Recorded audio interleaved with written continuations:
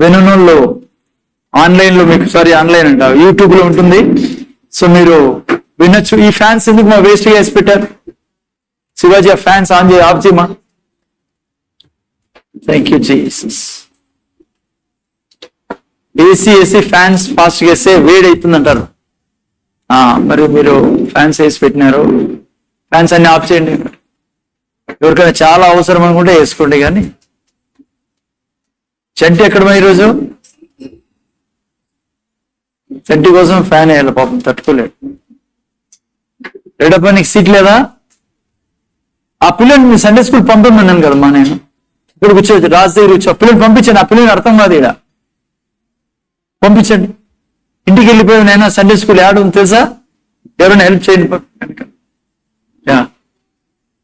సింధు ఈ పిల్లోని Sunday school చూపి, కొత్తగా వచ్చాడు, మళ్ళీ ఇక్కడ ఇంటికి వెళ్ళిపోయాడు.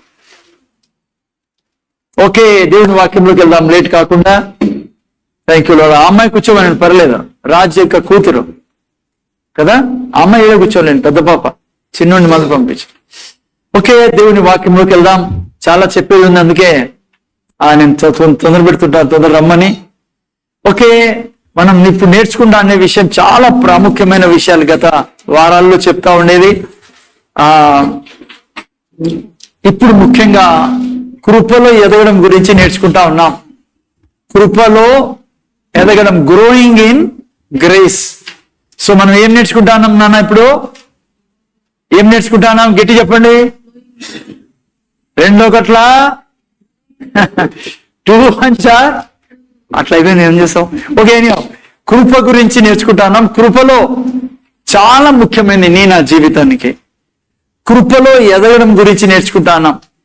నీకు నాకు కృపలో ఎదగాల పిల్లరా, అత్యధికమైన కృపను కలిగి ఇక్కడ జీవించాలి. ఎందుకంటే కృప ప్రతి పనిని ఈజీగా చేసే శక్తి ఇస్తుంది మనకు. గ్రేస్ మీన్స్ గాడ్స్ ఎబిలిటీ, దేవుని ఎబిలిటీ, దేవుని యొక్క సామర్థ్యం, సహాయం మనకు లభిస్తుంది. కృప మనం పొందుకుంటే. ఓకే, ఈ రోజు వరకు మీరు చాలా పనులు చేస్తా ఉండొచ్చు, చాలా పెద్ద పనులు చేయాలని ఆలోచనలో, కోరికలు ఉన్నారు. సో వాటిని చేయాలి అంటే మీకు ఇంకా కృప అవసరం. ఉదాహరణకు నేను యాజ్ ఎ పాస్టర్, నాకు చాలా కోరికలు ఉన్నాయి, చాలా ప్లాన్స్ ఉన్నాయి నా జీవితంలో. ఇప్పటి వరకు నేను వచ్చాను, దానికి తగ్గ కృప ఉన్నది కాబట్టి ఇంతవరకు తీసుకొచ్చా. ఇక నాకు అనేక గొప్ప పనులు చేయాలి, చాలా పనులు చేయాలంటే నాకేం కావాలి? ఇంకా అధికమైన కృప కావాలి. చాలాసార్లు నా జీవితంలో ఒక నిరుత్సాహం వస్తాడు, ఎందుకు చేయలేకపోతానా, ఈ పని చేసి ఇట్లా చేయాలి కదా, ఇది చేయాలి, నాకు ఆశ ఉంది, ఎందుకు చేయలేకపోతాను అంటే నువ్వు కృపలో ఎదగడం లేదు కాబట్టి. ఉదాహరణకు మీకు చెప్తాను, బైబిల్లో గత వారాల నుంచి చూసుకుంటున్నాం. ఏ రోజు ఆది సంఘం మీద దేవుని కృప, బైబిల్ రాయబడింది, గ్రేట్ గ్రేస్, గొప్ప కృప రావడంతో వెంటనే మార్పు జరిగింది పిల్లల వాళ్ళ జీవితాల్లో. రాత్రి చూడండి, అదే భయపడే పేతురు, ఏమీ చెప్పలేని పేతురు, చెప్పేకే రాదు, ఏందని అడిగితే ఏందో చెప్పేది, ఏదో చెప్పి కొన్నిసార్లు యేసు ప్రభుతో ఏదో గదించేవాడు. శిష్యులంతా అనలే. మీరు చూసా, ఎప్పుడైనా ఇమాజిన్ చేయండి, అట్లా వాళ్ళు అక్కడ మారిపోయే వాళ్ళ జీవితము. వాళ్ళ దగ్గరికి వేల మంది వచ్చేది మొదలు పెట్టారు వాక్యమైన దానికి.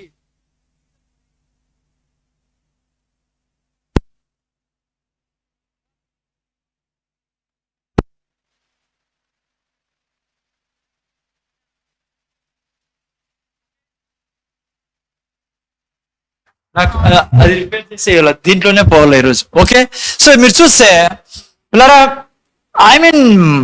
కృప వాళ్ళ మీదకి రాగానే ప్రజలు మాట్లాడుకోవడం మీద, వీళ్ళు వాళ్ళే కదా చేపలు పెట్టేవాళ్ళు. అరే వీళ్ళకి ఎంత జ్ఞానం ఎటు నుంచి వచ్చింది?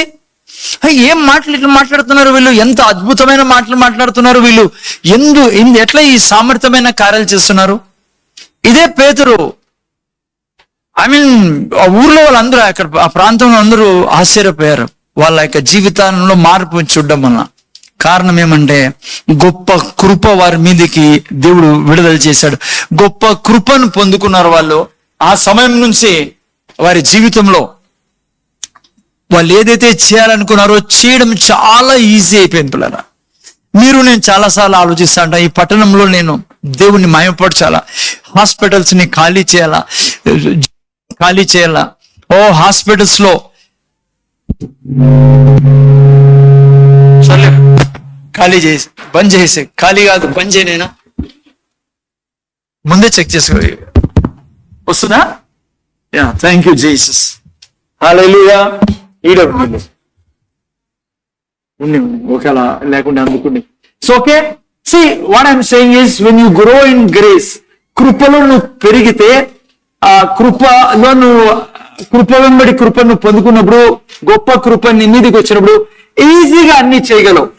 ఇప్పుడు కూర్చొని నేను ఆలోచిస్తా అంటావు, నువ్వు నేను ఆయనలాగా చేయాలా, ఈ పని చేయాలా, ప్రభు కొరకు చేయాలా, ఓ ప్రజల్ని కాపాడాలా, రక్షించాలా, ఆ రోగుల్ని బాగు చేయాలా, వాళ్ళు చేసినట్ల ఆది సంఘంలో చేశారు కదా, నేను ఎందుకు చేయలేకపోతున్నా? కారణం ఏమంటే వాళ్ళ మీద గొప్ప కృప వచ్చిన తర్వాత ఆ కార్యాలు మొదలయ్యాయి. మీరు నేను అదే తండ్రికి బిడ్డలం. ఇప్పుడు మనం పాడుకున్నాం, ఏమైనా చేయగలడు ఆయన. కథ మొత్తం యాక్చువల్ చెప్పాలంటే నేను ఆ కథ మార్చేశాడు యేసుప్రభు. ఇంకా మార్చేకేం లేదు ఆయన దగ్గర. సాక్షాత్తు నిన్ను కని నీలో ఆయన నివసిస్తానని, నీలో నడుస్తా అన్నాడు. నీ చేతుల్లో ఆయన చేతులు పెట్టి ఉన్నాడు. నీ కళ్ళల్లో నుంచి ఆయన చూస్తాడు ప్రపంచాన్ని. అసలు నీ కథ మారిపోయింది, అది నీకు తెలియదు, అదే పెద్ద సమస్య. ఓకే, యేసు క్రీస్తు ద్వారా నువ్వు ఏం చేయబడి ఉన్నావు? యేసు ప్రభు ఏమై ఉన్నాడో మీరు నేను అలా చేయబడి ఉన్నాం. దేవుడు మనల్ని యేసు ప్రభుని చూసినట్టు చూస్తాడు. దేవుడు యేసు ప్రభుని మనలో మన ద్వారా చూస్తాడు ఆయన. అందుకే యేసు ప్రభు అన్నాడు, నన్ను నమ్మిన వారు నేను చేయి కార్యములన్నీ పైకా నేను చేయి కార్యములన్నీ వారును. So okay, sorry. సో గొప్ప కృపలో మనం ఎదగాలి. ఇప్పుడు కృప మన మీద ఉంది ఆల్రెడీ, అందుకే కూర్చొని ఉన్నాం. ఆయన కృప ద్వారా మనము రక్షించబడి ఉన్నాం. ఓకే, జాగ్రత్తగా వినండి. ఏం చేయాలి కృపలో మనం ఎదగాలండి? గత 3 వారాలుగా నేను 3 పాయింట్స్ చెప్పాను మీకు. ఫస్ట్ పాయింట్, మనము ఏ రకంగా కృప వస్తుంది? ఆయన ఎక్కువ కృపనిచ్చును. ఎవరికి? దీనులకు. ఎందుకు సగం కింద వచ్చింది, సారీ.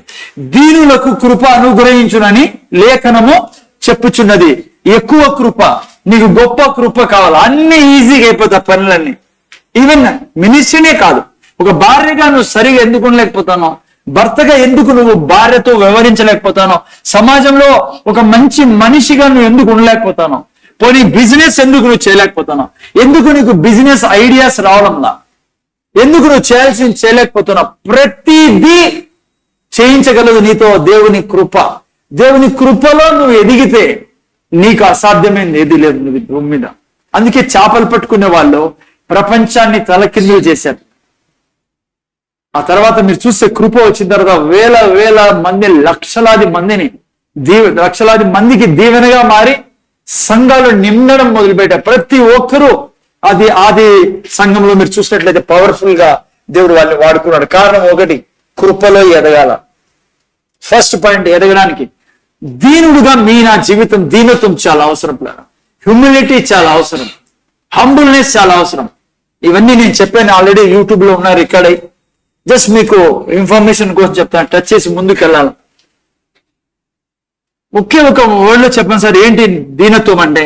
ఇంకో మనిషిని ఏడ్పించకూడదు. నీ ప్రెషర్ అంతా దేవుని వాక్యం మీద వేయాలి. ఈ భూమి మీద ఏ మనిషి మీద నువ్వు ప్రెషర్ వేసి పీడించి ఏడ్పించి, భార్య భర్తని ఏడ్పించి, భర్త భార్యని ఏడ్పించి, నిన్న వారం చూసుకున్నాం. ఎస్తేర్ ఏం చేసింది? ఎవరి మీద భారం వేయలేదు. ఆమె అనింది వాళ్ళతో, మీరు ఏమిస్తారో వస్త్రాలు, మీరు ఏమిస్తారో మేకప్ మెటీరియల్ అవి నాకు చాలు. ఎందుకంటే ఆమెకు తెలుసు, నా దేవుడు నాకు తన కృప ద్వారా రాణి అయ్యేదానికి సహాయం చేశాడు. జరిగింది అదే ప్లాన్. బైబిల్లో రాడా? ఎస్తేర్ ఎంత అందంగా ఉండా, రాజు ఆమె కళ్ళని చూసి, చెవుల్లో ఏలాడబడతానే నెక్లీ బంగారం చూసి ఆకర్షితుడై, నో నథింగ్ డూయింగ్. అక్కడ ఏం రాబడిందంటే, కృప ఆయన మీదకి, దయ ఆయనలోకి వచ్చిందంటే. ఎవరిలోకి? రాజ్యం మీద. దేవుడు నువ్వు దీనత్వంతో నడిచేటప్పుడు, నీ భర్తలో కృపనిస్తాడు, దయనిస్తాడు నీ భర్తలో, నీ భార్యలో దయనిస్తాడు. అందుకే ఒకరినొకరి మీద ప్రెషర్ వేయకూడదు, గర్వంగా జీవించకూడదు ఈ లోకంలో. కృప రాదు. చదువుకున్నాం కదా, అక్కడ రాయబడింది గర్విష్ఠుడు ఆయన అనుచును. ఎక్కడుంది నెక్స్ట్ వాక్యమా? తెలుగులో అహంకారులను ఆయన దేవుడే ఎదిరిస్తాడు. ఇంకా ఎదిరిస్తే కృప ఎక్కడ వస్తుంది నీ మీద? అందుకే నేను చాలా సార్లు ఇమ్మని చెప్తా, టెక్టిస్తో బ్రతకద్దండి భూమి మీద, యథార్థంగా బ్రతకండి. దేవుని దగ్గర చెప్పండి, నా పరిస్థితి ఇది, నాకు బలమి, నాకు మార్పు, అది దీనత్వం. ఓకే, దీనత్వం. ఇంకోటి ఏంటి దీనత్వాన్ని అర్థం చేసుకునేది? వాక్యం ఏం చెప్తుందో దాన్ని చేయడమే దీనత్వం. వాక్యం అంటుంది ఇంకోరికి అన్యాయం చేయద్దు, ఇంకోరికి చెడు చేయొద్దు. చూడండి బైబిల్లో చూసుకున్నా, ఎస్తేరు ఎవరికైనా చెడు చేసిందా? నిన్న వారం చూసుకున్నాం దానియేలు జీవితంలో సింహాల బోన్లో వేస్తున్నా కూడా దానియేలు చక్కగా హ్యాపీగా లైఫ్ ని ముందుకు తీసుకెళ్ళి, ఎవరికి ఏం ఖర్చు చేయలే, ఎవరికి చెడు చేయలే, చాడీలు చెప్పలే, కొండలు చెప్పడా, వాడిట్లా వీళ్ళిట్లా. దినమంతా నువ్వు ఆ వ్యాపారంలో ఉంటే నీ లైఫ్ చాలా కష్టం అయిపోతుంది. నువ్వు చేసింది దేవుడు చెప్పినట్లుగా దయ, ప్రేమ, కనికరము, జాలి దేవుడు చూసుకుంటాడు. సింహాల బోన్లో నిన్ను పన్నీడు, ఎవరైనా వేసినా నిన్ను సింహాలు తిన్నీడు. ఆయన మొర్దుకైని చంపాలని చాలా ప్రయత్నం చేశాడు హామాన్. చివరికి ఎవరు చనిపోయినది? హామాన్. కారణం వారి మీద ఉన్న దేవుని దయ. సో ఓకే, ఫస్ట్ ఏంటంటే మనము కృపని సంపాదించుకోవాలంటే దీనత్వం చాలా అవసరం. రెండోది ఏం చెప్పాడు? విశ్వాసం. నువ్వు నేను నోరు తెరిచి అనుక్షణము దేవుని వాక్యాన్ని పలుకుతా ఉంటే నీ మీద కృప అనుక్షణము అధికమైతా ఉంటుంది. బాగా గుర్తుపెట్టుకోండి, యేసు ప్రభు చెప్పాడు, మనిషి కేవలము రొట్టె వలన కాదు, దేవుని నోటి నుంచి వచ్చిన మాట వలన. ఎందుకంటే నువ్వు మాట్లాడినప్పుడు ఇప్పుడే విన్నాం కదా, దూతలు పని చేయడం మొదలు పెడతారు. దూతలు ఎట్లా పని చేశారు తెలుసా నీకు? దూతలు నీ జీవితంలో పని చేయాలి అంటే నువ్వు వాక్యం పలికినప్పుడు దూతల్ని పనిలో పెడతాను. ఇప్పుడు నువ్వు అన్నావు అనుకో, నా బాడీలో కావలసిన ఇమ్యూనిటీ యేసు నామంలో ఉండును గాక. You have to speak to your body. Yesu ప్రభు జ్వరంతో మాట్లాడినాడు, యేసు ప్రభు తుఫాన్తో మాట్లాడినాడు, యేసు ప్రభు నీటితో మాట్లాడినాడు, యేసు ప్రభు చచ్చిపోయిన శవంతో మాట్లాడినాడు. అందుకే యేసు ప్రభు అన్నాడు, మనిషి బ్రతికేది వాక్యం వలన. సో దినమంతా ఏం చేయాలా? ఆయన కృపలో నువ్వు అనుక్షణము ఎదగాలి. కృప వెంబడి కృప, అత్యధికమైన కృప పని చేయాలంటే చాలా ఈజీ. యెహోషువతో దేవుడు ఏమన్నాడు? యెహోషువ భయపడతాన్నావు, దిగులు పడతాన్నావు, మోషే చనిపోయినాడే, మోసేలాగా నేను ఎలా బ్రతకగల, మోసేలా ఎంత గొప్ప కార్యాలు నేను ఎక్కడ చేయగలను, నన్ను భయపడుతున్నావు. నువ్వు చేయాల్సిందల్లా ఒకటే, మోషే ఏంటది? దివా రాత్రులు నా వాక్యాన్ని పలుకుతా ఉన్నాను. నువ్వు నేను అదే చేయాల బిడ్డ ఈ లోకంలో. శరీరమా, యేసు నామంలో నువ్వు ఆరోగ్యంగా ఉండాలా. యేసయ్య తిన్న దెబ్బల చేత నా శరీరం నిండా ఆరోగ్యం ఉంది. దేవుని వాక్యం నెరవేర్చబడును గాక. తండ్రి నువ్వు చెప్పింది నా శరీరంలో జరుగును గాక. నా రక్తంలో ఆరోగ్యం ఉండును గాక. నా ఎముకల్లో నీ సత్తు ఉండును గాక. నా శరీరంలో ఎప్పుడు ఏ ఎముక విర్రగద్దు గాక. ఎందుకంటే నువ్వు తిన్న దెబ్బల చేత నాకు స్వస్థత లభించింది. నువ్వు చెప్పావు ఇది జరుగును గాక. So when you speak God's word, angels are there to protect you. నీ బోన్స్ వింటాయి, నీ బోన్స్ ఎరిగిపోవు, నీ బ్లడ్ బీపీ షుగర్ తో నింపబడదు. ఎందుకంటే ఆయన రూగి నీకు ఆరోగ్యం ఇచ్చాడు. నీ తిండి నీటిని దీవించుడు. చెప్పు మధ్యలో కూడా, తండ్రి నా తిండి మీద నీ ఆశీర్వాదం ఉంది. నా బాడీలోకి నా తిండి ద్వారా కావలసిన విటమిన్స్, ప్రోటీన్స్, లోడ్, ఫైబర్ ఏదైతే కావాలో యేసు నామములో సప్లై అవును గాక. దావీదు ఏమన్నాడు? అని 103వ కీర్తనలో, నువ్వు నా నోటిని మంచి మంచి పదార్థములతో నింపి ఉన్నావు. ఏంటి మంచి మంచి పదార్థం? వాక్యం. అందుకే ఆయన అంటాడు, నా రోగం నుంచి నేను విడిపించబడి ఉన్నా. ఏం రాబడి తెలుగులో 103 నా ప్రాణమ యెహోవాను సన్న అంతరం సమస్య. నెక్స్ట్ వాక్యం, ఆయన దోషమును క్షమించువాడు, నీ సంకటములన్నిటినీ కుదుర్చువాడు. ఆ తర్వాత సమాధిలో నుండి నీ ప్రాణమును విమోచించున్నాడు, కరుణ కటాక్షం నీకు కిరీటముగా ఉంచున్నాడు. యా పక్షిరాజు యవ్వనం వలె, ఇంగ్లీష్ లో బల రాబడింది పిల్లరా అంటాడు, my mouth has fill with sweetness, మంచి మంచి పదార్థంతో నింప తెలుగులేదు రాలా. ఓకే ముందు చూడంటారా. సెకండ్ ఏం నేర్చుకున్నా మనము? విశ్వాసం ద్వారా కృపలేదు. విశ్వాసం ఏంటి? యెహోషువతో ఏమన్నాడు దేవుడు? నువ్వు మాట్లాడు, నేను చెప్పిన మాట చెప్పు. ఈ యొక్క ఎరికో గోడలు నా ఎదుట నిలవ నేరవు, రాజు నా ఎదుట నిలవ నేరడు, ఎందుకంటే నా దేవుడు నా పక్షం యుద్ధం చేస్తాను. నువ్వు మాట్లాడలే కానీ నువ్వు ఎన్నడూ హాస్పిటల్ ముఖం చూడవు. నువ్వు అనుకోవచ్చు ఏదో కొత్త చెప్తాను బ్రదర్, నిజమా? నువ్వు దినమంతా మాట్లాడుతూనే ఉన్నావు, కానీ ఏం మాట్లాడతానో తెలుసా? రివర్స్ గేర్ లో మాట్లాడతావు. ఎప్పుడు షుగర్ వస్తుందో, ఏం బీపీ వస్తుందో, ఏ రోగం వస్తుందో, ఓ ఆయనకి యాక్సిడెంట్ అయినాడు, ఓ మా పిల్లలు బయటకు పోయినారు, వస్తారో లేదో వాపస్. ఏం చెప్పాలి నువ్వు? నేను చెప్పండి, ఎవరైనా ఒక్కరు చెప్పండి ఏం చెప్పాలో. నీ పిల్లల గురించి, నీ భర్త గురించి, కుటుంబం గురించి. నేను, నా భర్త, నా పిల్లలు చనిపోము, బ్రతికి దేవుణ్ణి మహిమ పరుస్తాము. మా దినమును మేము పూర్తి చేసి మా తండ్రి సన్నిధికి మేము చేరుకుంటాం. ఇదే అందుకే దావీదుని దేవుడు చంపలేకపోయారు పిల్లరా. Hello, because of his words, నీ మాటలు. ఓకే, మూడోది ఏంటి నైనా? రెండోది ఏం? ఫెయిత్ ద్వారా మనం కృపలో ఎదుగుతాం. మూడోది ఫెయిత్ఫుల్నెస్, విశ్వసనీయత, నమ్మకంగా ఉండడం. దేవునితో నమ్మకంగా ఉండడం, మనుషులతో నమ్మకంగా ఉండడం. ఎవరున్నారు అట్లా? ఆ వ్యక్తి ఎవరు? యోసేపు గురించి నిన్న వారమే చూసుకున్నాం. యోసేపు దేవుని ఎదుట నమ్మకంగా ఉండేవాడు, మనుషులు ఎదుట నమ్మకంగా ఉన్నాడు. ఆమెతో అన్నాడు, నిన్ను నా చేతుల్లో నా యొక్క యజమాని పెట్టలేదమ్మా, అన్ని నా చేతుల్లో పెట్టినాడు, నువ్వు తన భార్యవి. ఇంత ఘోరమైన పాపము నా దేవుని ఎదుట నేను అలా చేయగలను. చూసారా, యోసేపు నమ్మకంగా ఉన్నాడు. ఆయన్ని చంపాలని, ఆయన్ని సమాధి చేయాలని, ఆయన్ని జైల్లోనే శాశ్వతంగా పెట్టాలని ప్రయత్నాలు జరిగాయి. కానీ ఏమైంది? ఎక్కడికి పోయినా దేవుని కృప తనను హెచ్చించేది. ఎక్కడ పోయినా దయ చూపేవారు అధికారులు, ఎక్కడ పోయినా దయ చూపేవారు. ఈవెన్ జైల్లో కూడా జాలీగా ఉండే వ్యక్తి భూమి మీద ఎవరో తెలుసా? యోసేపు. ఓకే, ఫైనల్లీ మనం చూసుకున్నాం, ప్రధానమంత్రి పిట్టు ప్యాలెస్ కి చేరుకున్నాడు. ఓకే, ఏంది చేర్చినది పిట్టు ప్యాలెస్? కృప. కృప కొరకు మీరు నేను జీవించాలి, అప్పుడు లైఫ్ ఈజీ అయిపోతుంది.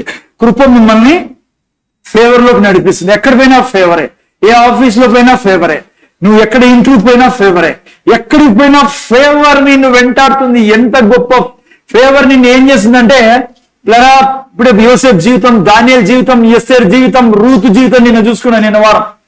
రూతు చినిగిపోయిన జీవితం రూతుది. హలో, కానీ ఏం చేసింది కృప?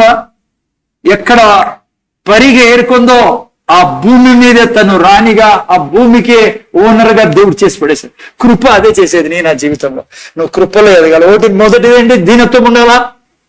గర్వంగా ఉంటే, మనుషులతో కొట్లాడుకుంటా, పాలిటిక్స్ చేసుకుంటా, వాడిని కింద పెట్టుకుంటా, ఆ బంధువుని దొబ్బుకుంటా, వీడి చెడ్డోడని, నువ్వు ఎప్పటికీ పైకి రాలేవు. అట్లా ఎప్పుడు మనిషిని దీవించు. ఎందుకంటే మనిషిని దేవుడు తన స్వరూపంలో పోలికలో సృష్టించాడు. నువ్వు మనిషిని శపించావంటే నువ్వు దేవునికి విరోధంగా పోతున్నావు. దేవుడు తన స్వరూపంలో పోలికలో సృష్టించాడు. అందుకే బైబిల్ అంటుంది, కనపడే మనిషిని నువ్వు ప్రేమించినప్పుడు కనపడని దేవుణ్ణి అక్కడ ప్రేమిస్తావు. ఎందుకంటే మనిషి దేవుని స్వరూపంలో పోలికలో ఉన్నాడు. వద్దు నాన్న, మనకు పాలిటిక్స్ చాలా దయతో కనికరంతో మనుషుల దగ్గర జీవించాలా. అన్యాయం చేయకూడదు, ఎవరిది కొట్టేయకూడదు, ద్రోహం చేయకూడదు. నువ్వు దొంగతనంతో ఏదైనా తీసుకున్నావా, అన్యాయంగా తీసుకున్నావా, అక్కడే ఉంటుంది నీ జీవితం. దాంతోనే నీ సంసారం, నీ జీవితం నడపాలా. కన్ను దయ తెలిసేది మొదలుపెట్టి కనికరించే మొదలు పెడతా. బైబిల్ అంటుంది, నా దేవుడు తన స్వర్గపు ధనని నుంచి నా ప్రతి అవసరత తీర్చును. బీదరికం లేదు కదా, చచ్చిపోయింది బీదరికం మన జీవితంలో. రోగం చచ్చిపోయింది, శాపం చచ్చిపోయింది. ఏ రోజు యేసుప్రభు చచ్చిపోయినాడో ఆ రోజు సమస్తం చచ్చిపోయింది. ఈ రోజు లేచాడు యేసుప్రభు పునరుత్థాన దినమున. ఆ రోజు ఆయనలాగా చేయబడి ఉన్నాం. ఆయన బీదోడు కాదు. నువ్వు నేను బీదరికంలో బతకలేము. ఎందుకంటే ఆయన ఏమే ఉన్నాడు, మీరు నేను అదే ఉన్నాం కదా. హీఈస్ ఫార్ అబౌవ్, ఇంగ్లీష్ లో తెలుగు నాకు అంత రాదు. He is far above all principalities, powers, dominions and darkness. He is far above all sickness. He is far above BP. He is far above sugar.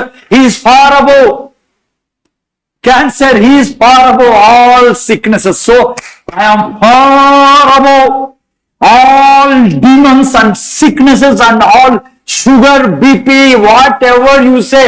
I am far above all that because I am sitting with my Lord.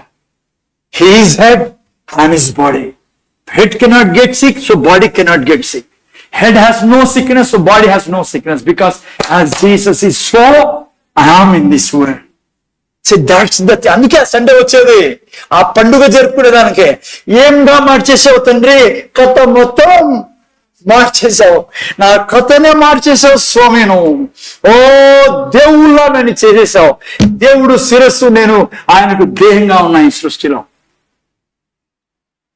Okay, 3 విషయాలు మనం నేర్చుకున్నాం. ఈ 3లో జాగ్రత్తగా ఉండాలా మనం. కృప వెంబడి కృప. 3దండి faithfulness, విశ్వసనీయత. దేవుని ఎదుట, దేవుని ఎదుట, మనుషుల ఎదుట. ఏ ఆఫీస్ లో చేస్తున్నావో విశ్వాసంగా ఉంది. ఏ బంధువులు దేవుడికి ఇచ్చాడో వాళ్ళతో నమ్మకంగా ఉంది. ఇంతవరకు జరిగిపోయిండొచ్చు పొరపాట్లు, క్షమించే దేవుడు. నీకు తెలియదు కదా, ఇప్పుడు నేర్చుకుంటున్నావు కదా. Don't see a back. ఓ నిన్న ఇంతవరకు ఎంతమందికి నేను చెడ్డ పనులు చేశా, బంధువుల్ని ఊరికే అనవసరంగా వాళ్ళతో ఇది చేశా, వాళ్ళకి చెడు చేశా, వీళ్ళకి చెడు. మన దేవుడి దగ్గర ఉండే గొప్ప గుణమేమో తెలుసా, నీ వెనక చూడ్డాను. ఈ రోజు నువ్వు అన్నావు అనుకో, సారీ లార్డ్, ఈ క్షణం నుంచి నేను బ్రతుకుతాను నువ్వు చెప్పినట్లుగా అంటే, వెనకలు దాన్ని లెక్క తీసుకో. ఆ రక్తానికి అంత శక్తి ఉంది బిడ్డ, యేసు రక్తానికి. నా దేవుడు ఇప్పుడు మారితే నిన్నేం చేసినావు నాకు తెల్దా, మన్నెట్లుంటుందో తెల్దా, సంవత్సరం క్రితం. నో, నీ కథ మొత్తాన్ని చింపేసి పాత కథని కొత్తగా ఈ రోజు నుంచి స్టార్ట్ చేసే దేవుడు ఆయన. ఆయన రక్తం నీ మీద పాపాన్ని నిలవనీయదు. శుక్రవారం అదే చూసుకుంటాను మనం. రేపు శుక్రవారం అండి. ఎందుకు రక్తం యొక్క శక్తి ప్రతి క్షణం ఆయన రక్తం మన జీవితంలో ఏం చేస్తుందో మనం చూస్తున్నాం. ఓకే, ఈ రోజు 4వ పాయింట్ నేను చెప్పాలా మీకు. ఓకే, సో 4వది నిన్ను కృపలో నుంచి, కృప వెంబడి కృపలోకి తీసుకెళ్లేది, అధికమైన కృప నీ జీవితం ముందుకు వచ్చేటట్లా చేసేది ఏంటంటే, నా జీవితంలో దేవుని కొరకు ఉన్న డిజైర్, కోరిక. ఆయన కొరకు నీలో కోరిక ఉంటే నువ్వు ఎక్కడ చేర్చాలో దేవుడు అక్కడ చేరుస్తాడు. ఈరోజు ఎవరి జీవితం గురించి చెప్దాం? కోరిక విషయంలో గెస్ చేయండి, ఎవరి గురించి చెప్పాలో. ఎవరు అత్యధికమైన కోరిక కలిగిన వాడు దేవుని ఎడల? గాడ్. ఎవరు? దావీదు గురించి ఈరోజు మనం బైబిల్లో నుంచి ఆయన జీవితాన్ని బయటికి తీసుకొచ్చి మనం చూసుకుందాం. ఎందుకు ఆయన అంత ఇష్టడో దేవుడు. ఒక సింహాసనమే ఈ రోజు వరకు సృష్టిలో స్థిరంగా ఉంది, అది దావీదు కూర్చున్న సింహాసనం. Oh what a man he is. God says he is after my own heart. Okay, జాగ్రత్తగా మనం చూసుకుందాం. ఈరోజు ఫస్ట్ వాక్యం అపొస్తలుల కార్యం 7వ అధ్యాయం 46వ వాక్యం. ఇది రావడం లేదా? వస్తాను కదా. ఓకే, 46వ వాక్యం 7:46 చదువుతారు ఎవరన్నా?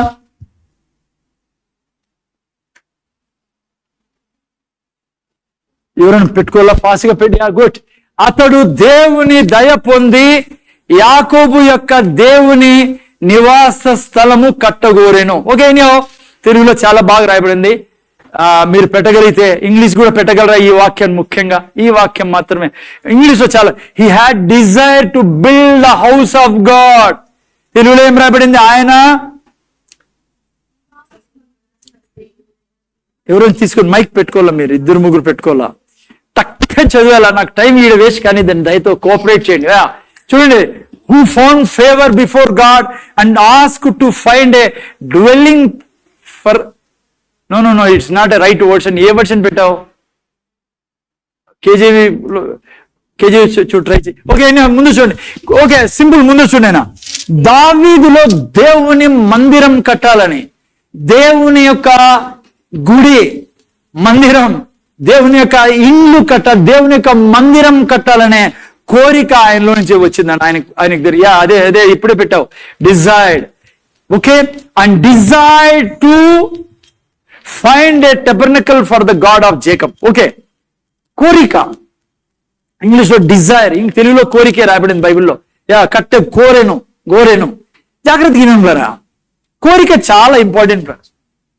దావీదులో ఈ కోరిక పుట్టింది, నేను దేవుని కొరకు ఆలయం కట్టాలా, మందిరం కట్టాలా అని. కోరిక చాలా అవసరం పిల్లలు. మీ నా జీవితంలో డిజైర్ ఉండాలా. కొంతమందికి ఏ డిజైర్ ఉండదు. ఏం బ్రదర్ అంటే ఏం సబ్జెక్ట్ తీసుకుంటానో మా అన్నానికి వెళ్ళి అదే అంటారు. హలో, కోరిక లేకుండా ఎట్లమ్మా? కోరిక లేని అసలు నువ్వు ఇంకా ప్రార్థన ఏం చేస్తున్నావు? ప్రార్థన ఏంటి? కోరికని మాటల్లో పెట్టడమే ప్రార్థన. కోరిక గురించి ఎగ్జాంపుల్ ఇమ్మంటారా? ఎక్కడ పోయిన ప్లేయర్ సండే స్కూల్ పోయినాడు. ఆ పిల్లని చూడండి, నేను చెప్తాను మీకు, నాకే షాక్ ఇచ్చేశాడు అబ్బాయి. కియాన్, జోష్న కొడుకు. రావడంలోనే అటు నుంచి ఎట్లా వస్తారు తెలుసా, నేను లేనిది చర్చ జరగదు, వర్షిప్ అంతా నా చేతుల మీద ఆధారపడి ఉందని వాడికి తెలుసు. దాంట్లో నుంచి ఏం రావరా అని బట్ట మీదే కొడతా అంటాడు పాపము. ఈ రోజు ఏదో ప్యాడ్ తెప్పించారు పాపం తను. నేను బాగా గమనిస్తాను. హలో, మీరు చూడండి, రేపు చూడండి, అటు నుంచి రావడం ఫాస్ట్గా వచ్చేసారు. అంతా మొత్తం అంతా నా కోసం వెయిట్ చేస్తాను. నేను లేని సర్వీసే జరగదేమో. మీరు నమ్ముతారు లేదో, రెడ్డప్ప కంటే జోస్గా కొడతా ఉంటాడు. రెడ్డప్ప తన దిక్కు చూడు, తను రెడ్డప్ప దిక్కు చూసి నవ్వుకుంటా ఉంటాడు. మన ఇద్దరమే చూసావా అన్నట్టు. హలో, ఎంత డిజైర్ చూడండి. ఆ పిల్లోని దేవుడు ప్రొఫెషనల్ చేశాడు పిల్లరా. ఎందుకంటే అది లోపల పుట్టింది, దేవుడు పెట్టిన డిజైర్ అది. పాపం ఎంత ఓపికో. నేను ఫస్ట్ టైం ఇట్లా పిల్లోని చూడము, ఆ బట్టని టవల్ ఏదైతే అది తీసుకొని, వీళ్ళు కూడా అలవాటు పడిపోయారు పాపం. సుశాంత్ వస్తానంటే బెడ్షీట్ ఇస్తాడు తీసుకొని, కట్టెలు కూడా ఇస్తాడు. నువ్వు కొట్టి ఆ సర్వీస్ అంతా కొడతా ఉంటాడు. ఎంత డిజైర్ చూడండి. సెలవు ఎక్కడ పోయినా తను హ్యాపీ అయిపోతుంటాడు. మొత్తం మ్యూజిక్ అంతా నాలో నుంచి బయటకు వస్తాను. If the desire is there, God is there to fulfil your desire. So desire చాలా అవసరం పిల్లరా. బైబుల్ ఏముంటుంది? Whatsoever you desire, pray and believe that you received it and you shall have it. Mark's వార్త 11:24 రాయబడింది కదా. Dzire చాలా అవసరం పిల్లరా. దేవుడుకి చాలా ఇష్టం డిజైర్స్ ని ఫుల్ఫిల్ చేయడం. ఓకే, సో ఈరోజు ఒక మనిషి మీద ఎలా దేవుని కృప వస్తుంది, ఆ కృప ఆ మనిషి జీవితంలో ఎలా ఎదుర్కొంటూ పోతుందో అది చూసుకొని పోతున్నాం. ఓకే, దావీదు హృదయంలో కోరిక పుట్టింది, డిజైర్ పుట్టింది, దేవుని మందిరాన్ని కట్టాలా అని. బిడ్డ, బైబిల్ చదివితే నేను కొద్దిసేపులో చదివిస్తా మీకు. ఆ మందిరం కట్టాలనే కోరిక తనలో రేగడం ద్వారా ఎంతో విస్తారమైన బంగారును, విస్తారమైన వెండిని, ధనాన్ని, మందిరానికి కావలసినవన్నీ సమకూర్చాడు. హలో, ఈ భూమి మీద దేవునికి గొప్ప భవనాన్ని, నేను మందిరాన్ని కట్టాలి. ఎందుకంటే దేవుడు యోగ్యుడు. ఎందుకు ఆ కోరిక వచ్చింది తనలో? ఎందుకు ఆ కోరిక వచ్చింది? నన్ను గొర్రెల దొడ్డి నుంచి, గొర్రెల మధ్య పేడెత్తేసుకునేవాడిని నేను. గొర్రెలలోనే నా జీవితము కొనసాగేది. అక్కడికే నా జీవితం పరిమితమై ఉండే. అటువంటి నన్ను రాజుగా చేసి ఈ సృష్టిలోనే అందరూ గుర్తించేట్లుగా, సృష్టిలో ఆది వరకు మీకు ఇంకోటి చెప్తున్నా బిడ్డ, స్వర్గంలో యేసు ప్రభు తర్వాత ఇంకో పేరు ఏదన్నా తీసుకోబడిందా అంటే అది దావీదు పేరు. నీకు చూపిస్తా, ఏదో జాగ్రత్త వింటాను. ఎందుకో తెలుసా? ఆయనలో డిజైర్ని దేవుడు చూసి పిల్లరా ఆయన దీవించడం జరిగింది. ఆ కోరిక, దేవుడు నన్ను ఇంత చేశాడు నా జీవితంలో, నేను దేవుని మందిరాన్ని కట్టే తీరాలా.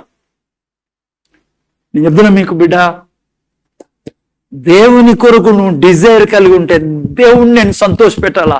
నా దేవుడు నా సర్వస్వం. నాలో ఈరోజు రక్తం నడుస్తుంది అంటే ఆయన దయ, నా నరాలు పనిచేస్తున్నాయంటే ఆయన దయ, ఈరోజు ఏదన్నా నా దగ్గర ఉందంటే ఆయనే. బిడ్డ అర్థం చేసుకో. బైబిల్ అంటుంది దొంగతనమును నాశనం చేయటకు వచ్చిండేది. వాడు ఏ రోజో మనల్ని నాశనం చేయాలని కోరుకున్నాడు, కానీ ఆయన కృప మనల్ని కాపాడుతుంది. ఎప్పుడైతే దేవుని కొరకు నువ్వు డిజైర్ కలిగి ఉంటావో, ఆయన కొరకు నేను జీవించాలి, ఆయన కొరకు పంచాలి, ఆయన మందిరం కొరకు పంచాలి, ఆయన ఆత్మ రక్షించి ఆయన ముఖంలో ఎప్పుడు నవ్వు చూడాలా, సంతోషం డిజైర్ నీలో ఉండే. దావీదు మీద కృప వెంబడి కృప నీ మీద అనుషం ముందు చూడాలను. బైబిల్ పంచాయి, కృప వెంబడి కృప నా జీవితంలో ఎదుర్కొంటూ పోతుంది. నీదస బైబిల్లో నాకు తెలిసి ఒకే ఒక వ్యక్తి గురించి దేవుడు బైబిల్లో ఒక మాట రాయబడింది, నీకు నా శాశ్వత కృపనిస్తానని. ఎవరో తెలుసా? అతను దావీదు. కారణం ఏమో తెలుసా? ఈయన గుండెలో కోరిక, మందిరం కట్టాల దేవుని కొరకని. ఓకే, ఇంత గొప్ప దేవుణ్ణి నేను అలా వదిలేని సృష్టిలో ఆయన కొరకు ప్రపంచంలోనే గొప్ప మందిరం కట్టాలని కొంచెం తర్వాత చూపిస్తాను ఆ వాక్యాలని. ఓకే, చక్కగా దీనింటారా?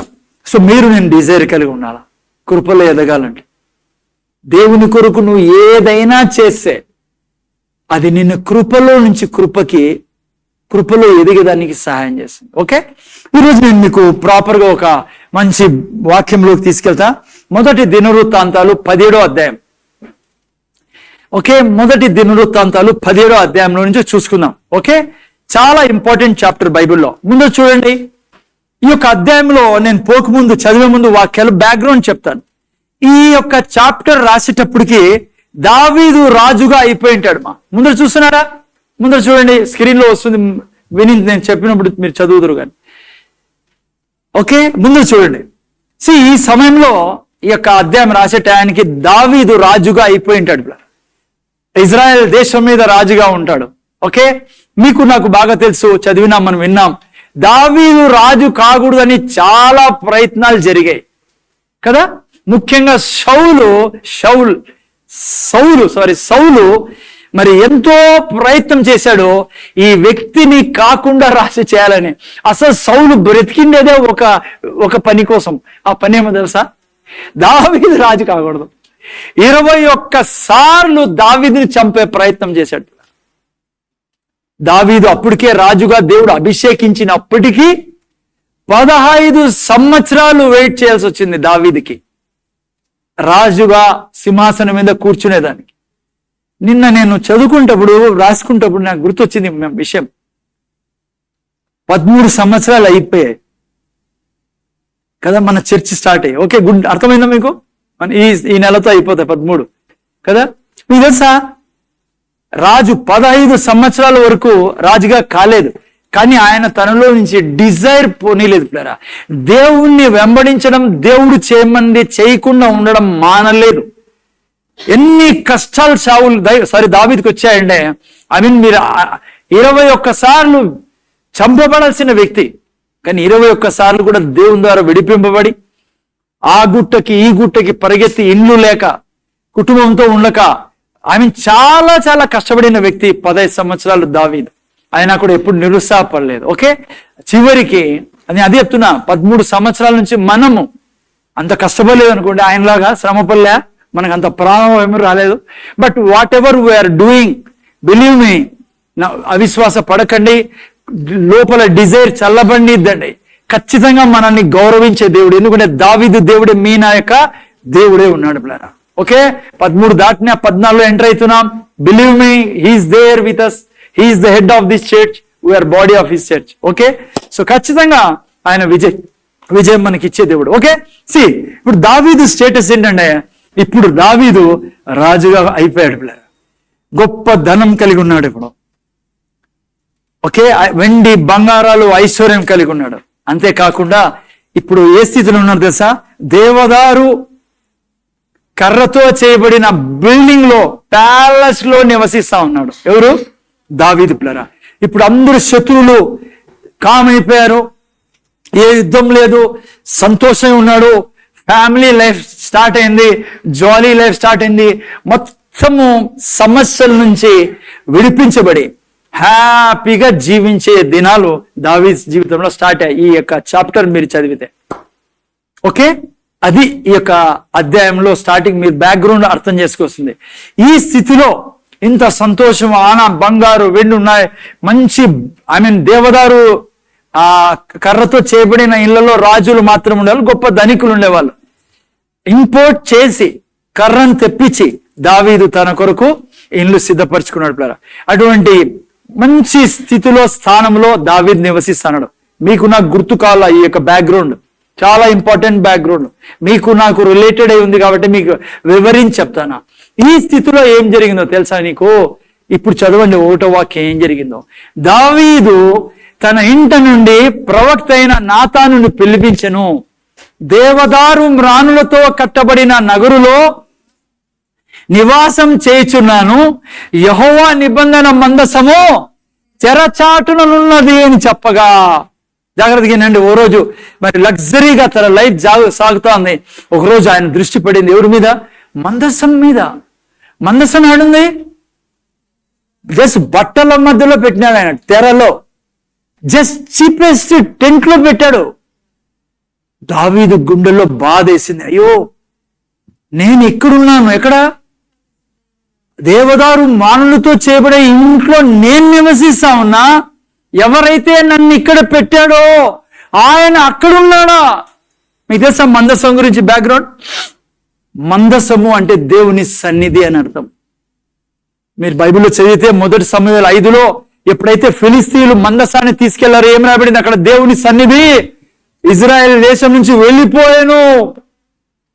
మీకు తెలుసు కదా దేవుని యొక్క మందసం గురించి. నేను ఎక్కువ చెప్పలేను కానీ మందసం ఫిలిస్తీయులు మందసాన్ని తీసుకెళ్లి ఎక్కడ పెట్టారు?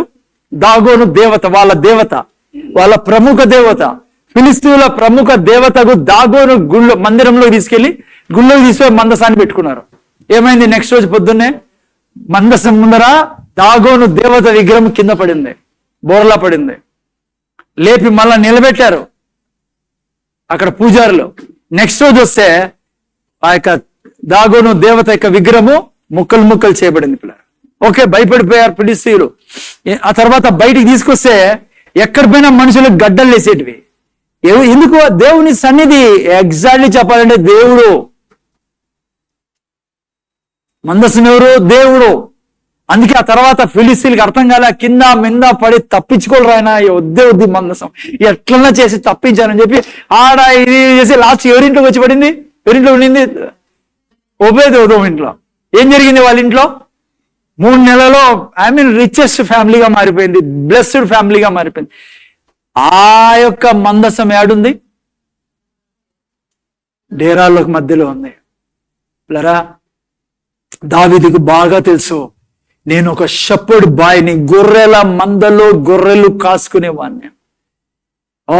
గొర్రెల యొక్క పేడని తీసుకుంటా ఆ యొక్క దీంట్లో తిరిగే నన్ను దేవుడు ఎక్కడ తీసుకొచ్చి దేవదారు మ్రానుతో చేయబడిన ఆ యొక్క ఇంట్లో నన్ను పెట్టి సింహాసనం మీద కూర్చోబెట్టి ఇజ్రాయెల్ దేశానికి రాజుగా చేసి విస్తారమైన వెండి బంగారాలు ఇచ్చి నా నామాన్ని మహిమపరచి ప్రజలకు నేను దీవెనగా మారితే ఏంట్రా నా బతుకు ఇట్లయిపోయింది? ఎందుకు ఆయన మందసాన్ని ఇక్కడ ఉంచబడినా ఇక్కడ పెట్టారు? చూడండి దావీదు యొక్క హృదయం ఎట్లాదో. బిడ్డ, ఇంటానవాను అదే దేవుని నేను సేవిస్తా ఉండేది.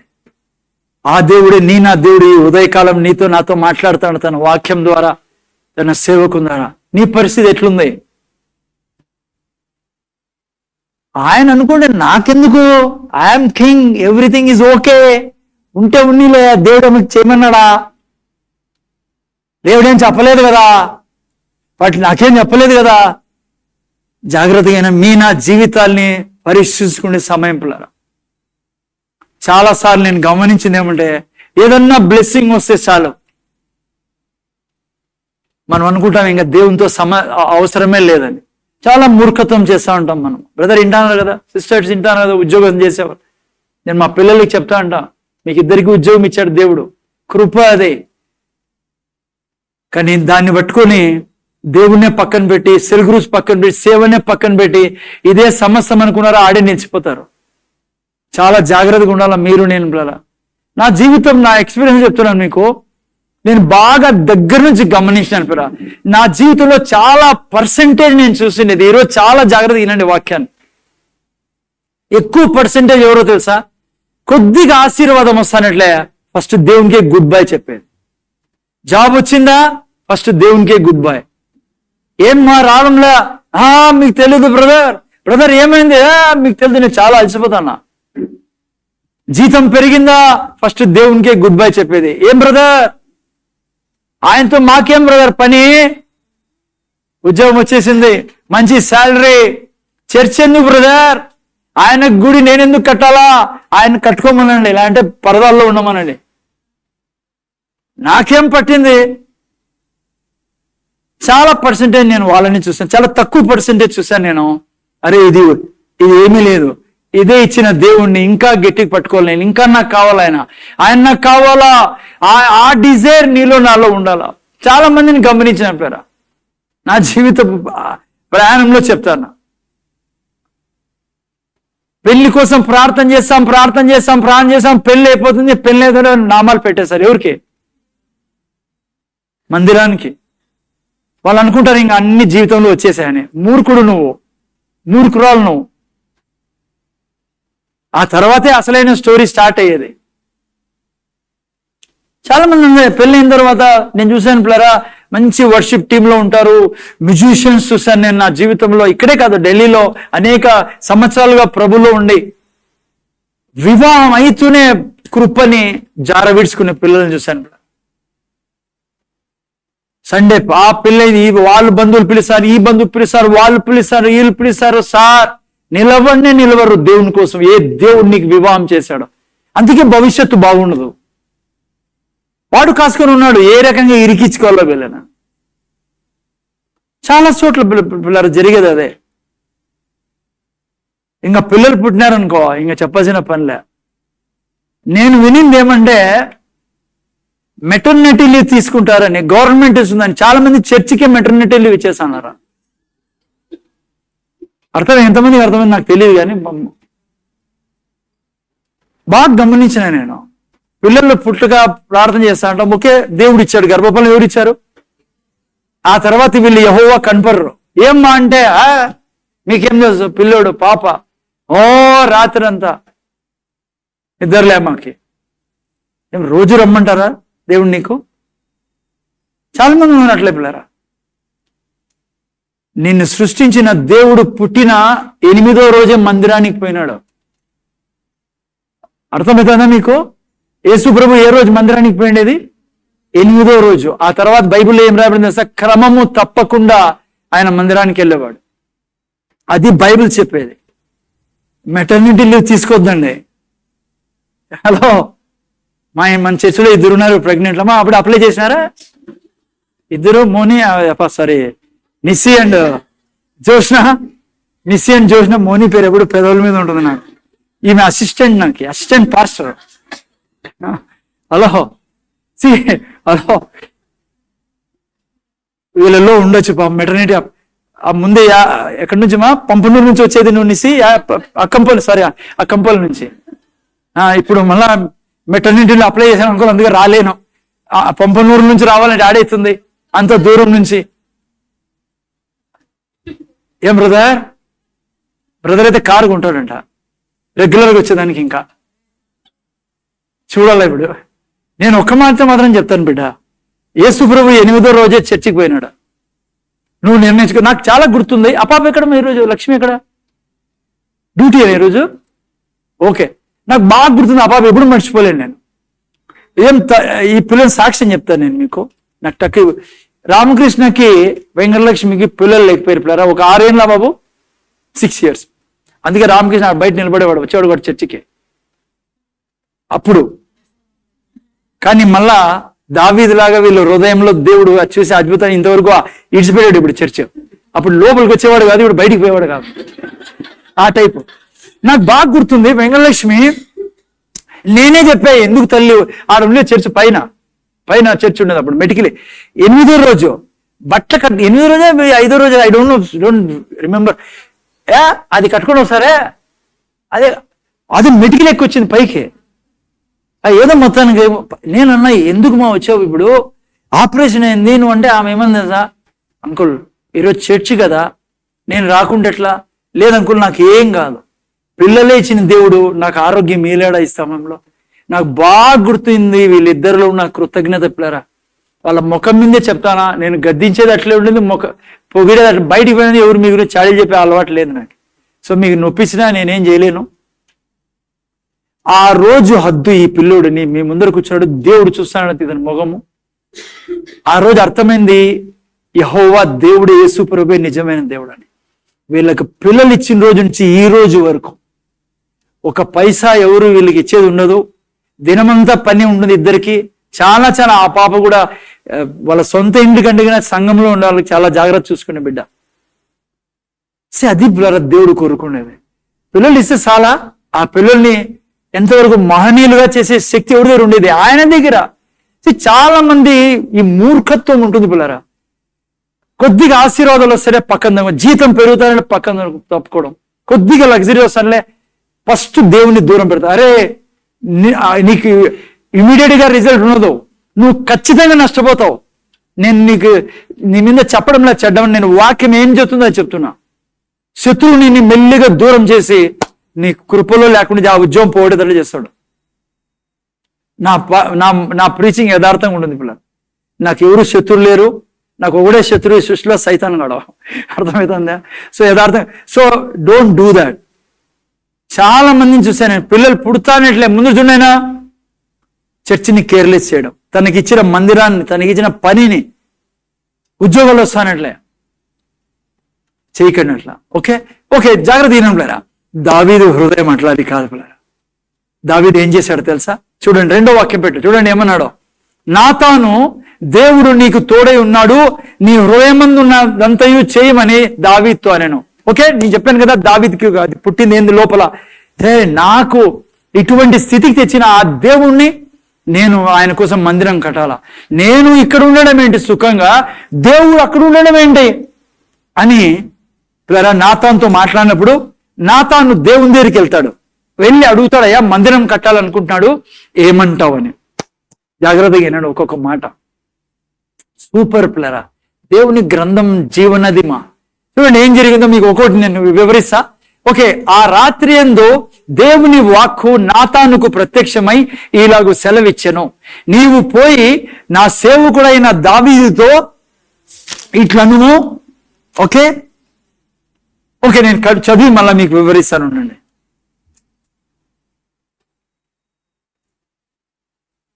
ఓకే, నీవు పోయి నా సేవకుడైన దావీదుతో ఇట్లను. మంచి మాటలు, జాగ్రత్త వినండి. దేవుని మధ్య దావీదు మధ్య జరుగుతుండేది. దావీదు హృదయాన్ని దేవుడు చూశాడు, ఆ యొక్క కోరికను చూశాడు దావీదులో.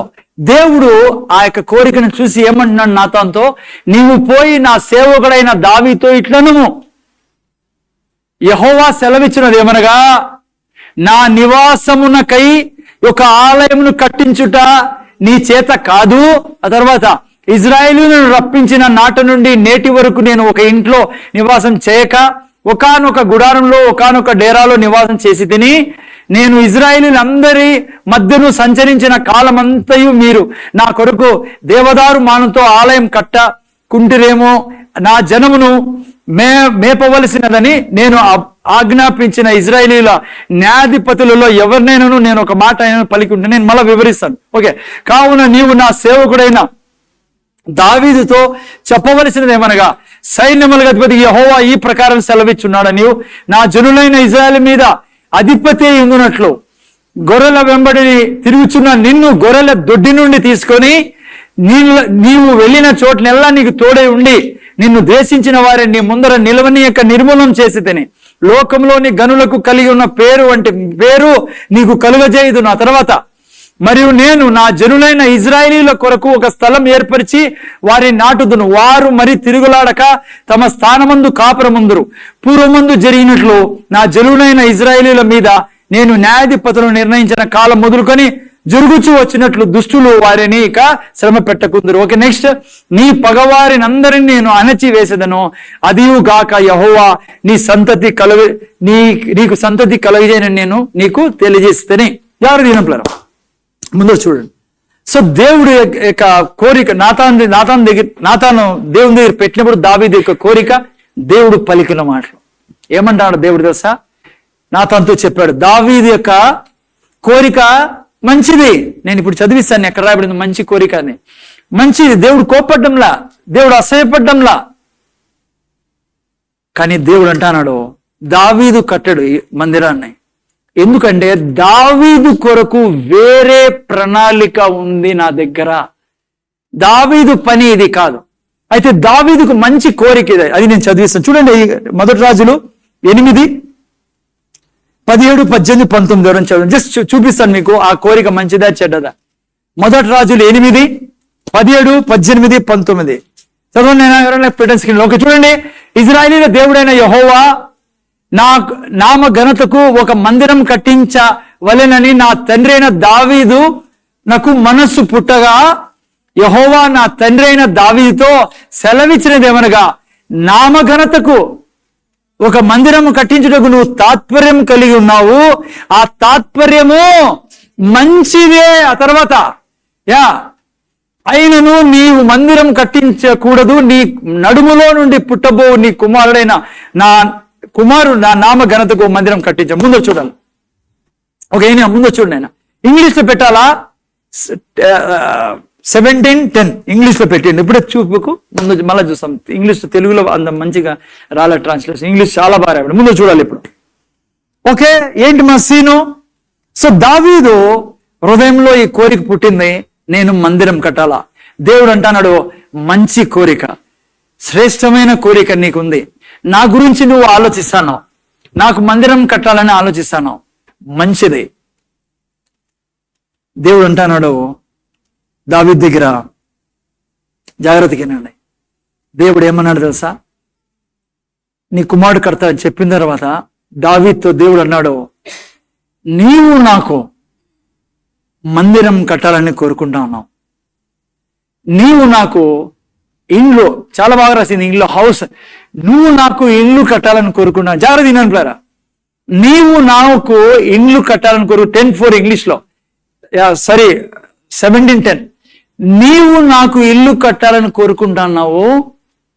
దేవుడు ఏమన్నా తెలుసా? నా కోరిక నీ ఇల్లు కట్టాలని. ఇంగ్లీష్ లో పెట్టినా ఇంకా పెట్టలేదు నువ్వు.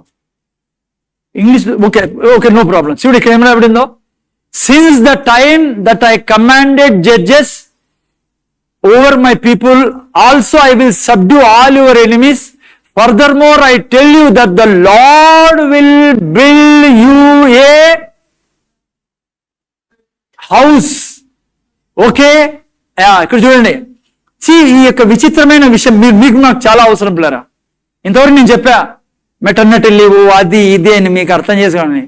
దేవుని హృదయం చూడండి, మీ ఎడల ఏముందో. అందుకే ఆయన ఎడల కోరిక కలిగి ఉండాలి. బ్రదర్, ఏముందో ఆయన హృదయం తెలుసా? దావీదు అంటున్నాడు, నీకు నేను ఇల్లు కట్టాలా అని. దేవుడు అన్నాడు, మంచి నిర్ణయం, మంచి ఉద్దేశం, నాకు అర్థమైంది ఎందుకు నువ్వు అలా కట్టాలనుకుంటాను. కానీ దేవుడు అంటాడు, నువ్వు కట్టొద్దు నాకు ఇల్లు, కానీ నేనే నీకు ఇల్లు కడతాను. దేవుడు దావీదుని గొర్రెల దొడ్డు నుంచి లేపి తీసుకొచ్చి ప్లరా అంచెలంచెలుగా తనకు సమస్తాన్ని నేర్పించి, యుద్ధాన్ని నేర్పించి, తన చేతిలో దావీదు అంటాడు, నా చేతిలో వేళ్లకు నువ్వు యుద్ధం నేర్పితివి. గొల్యాతిని చంపించి ఆ తర్వాత సౌలు చేతిలో నుంచి విడిపించి శత్రువులు ఎదుట ఆయనకి విజయమిచ్చి, ఇప్పుడు చూసుకున్నాం గొప్ప ఆస్తినిచ్చి మంచి ఇంట్లో పెట్టాడు దేవుడు. దేవునికి ఇవన్నీ బాగా తెలుసు కదా. అయితే దేవుడు దావీదుతో ఏమంటాడు తెలుసా?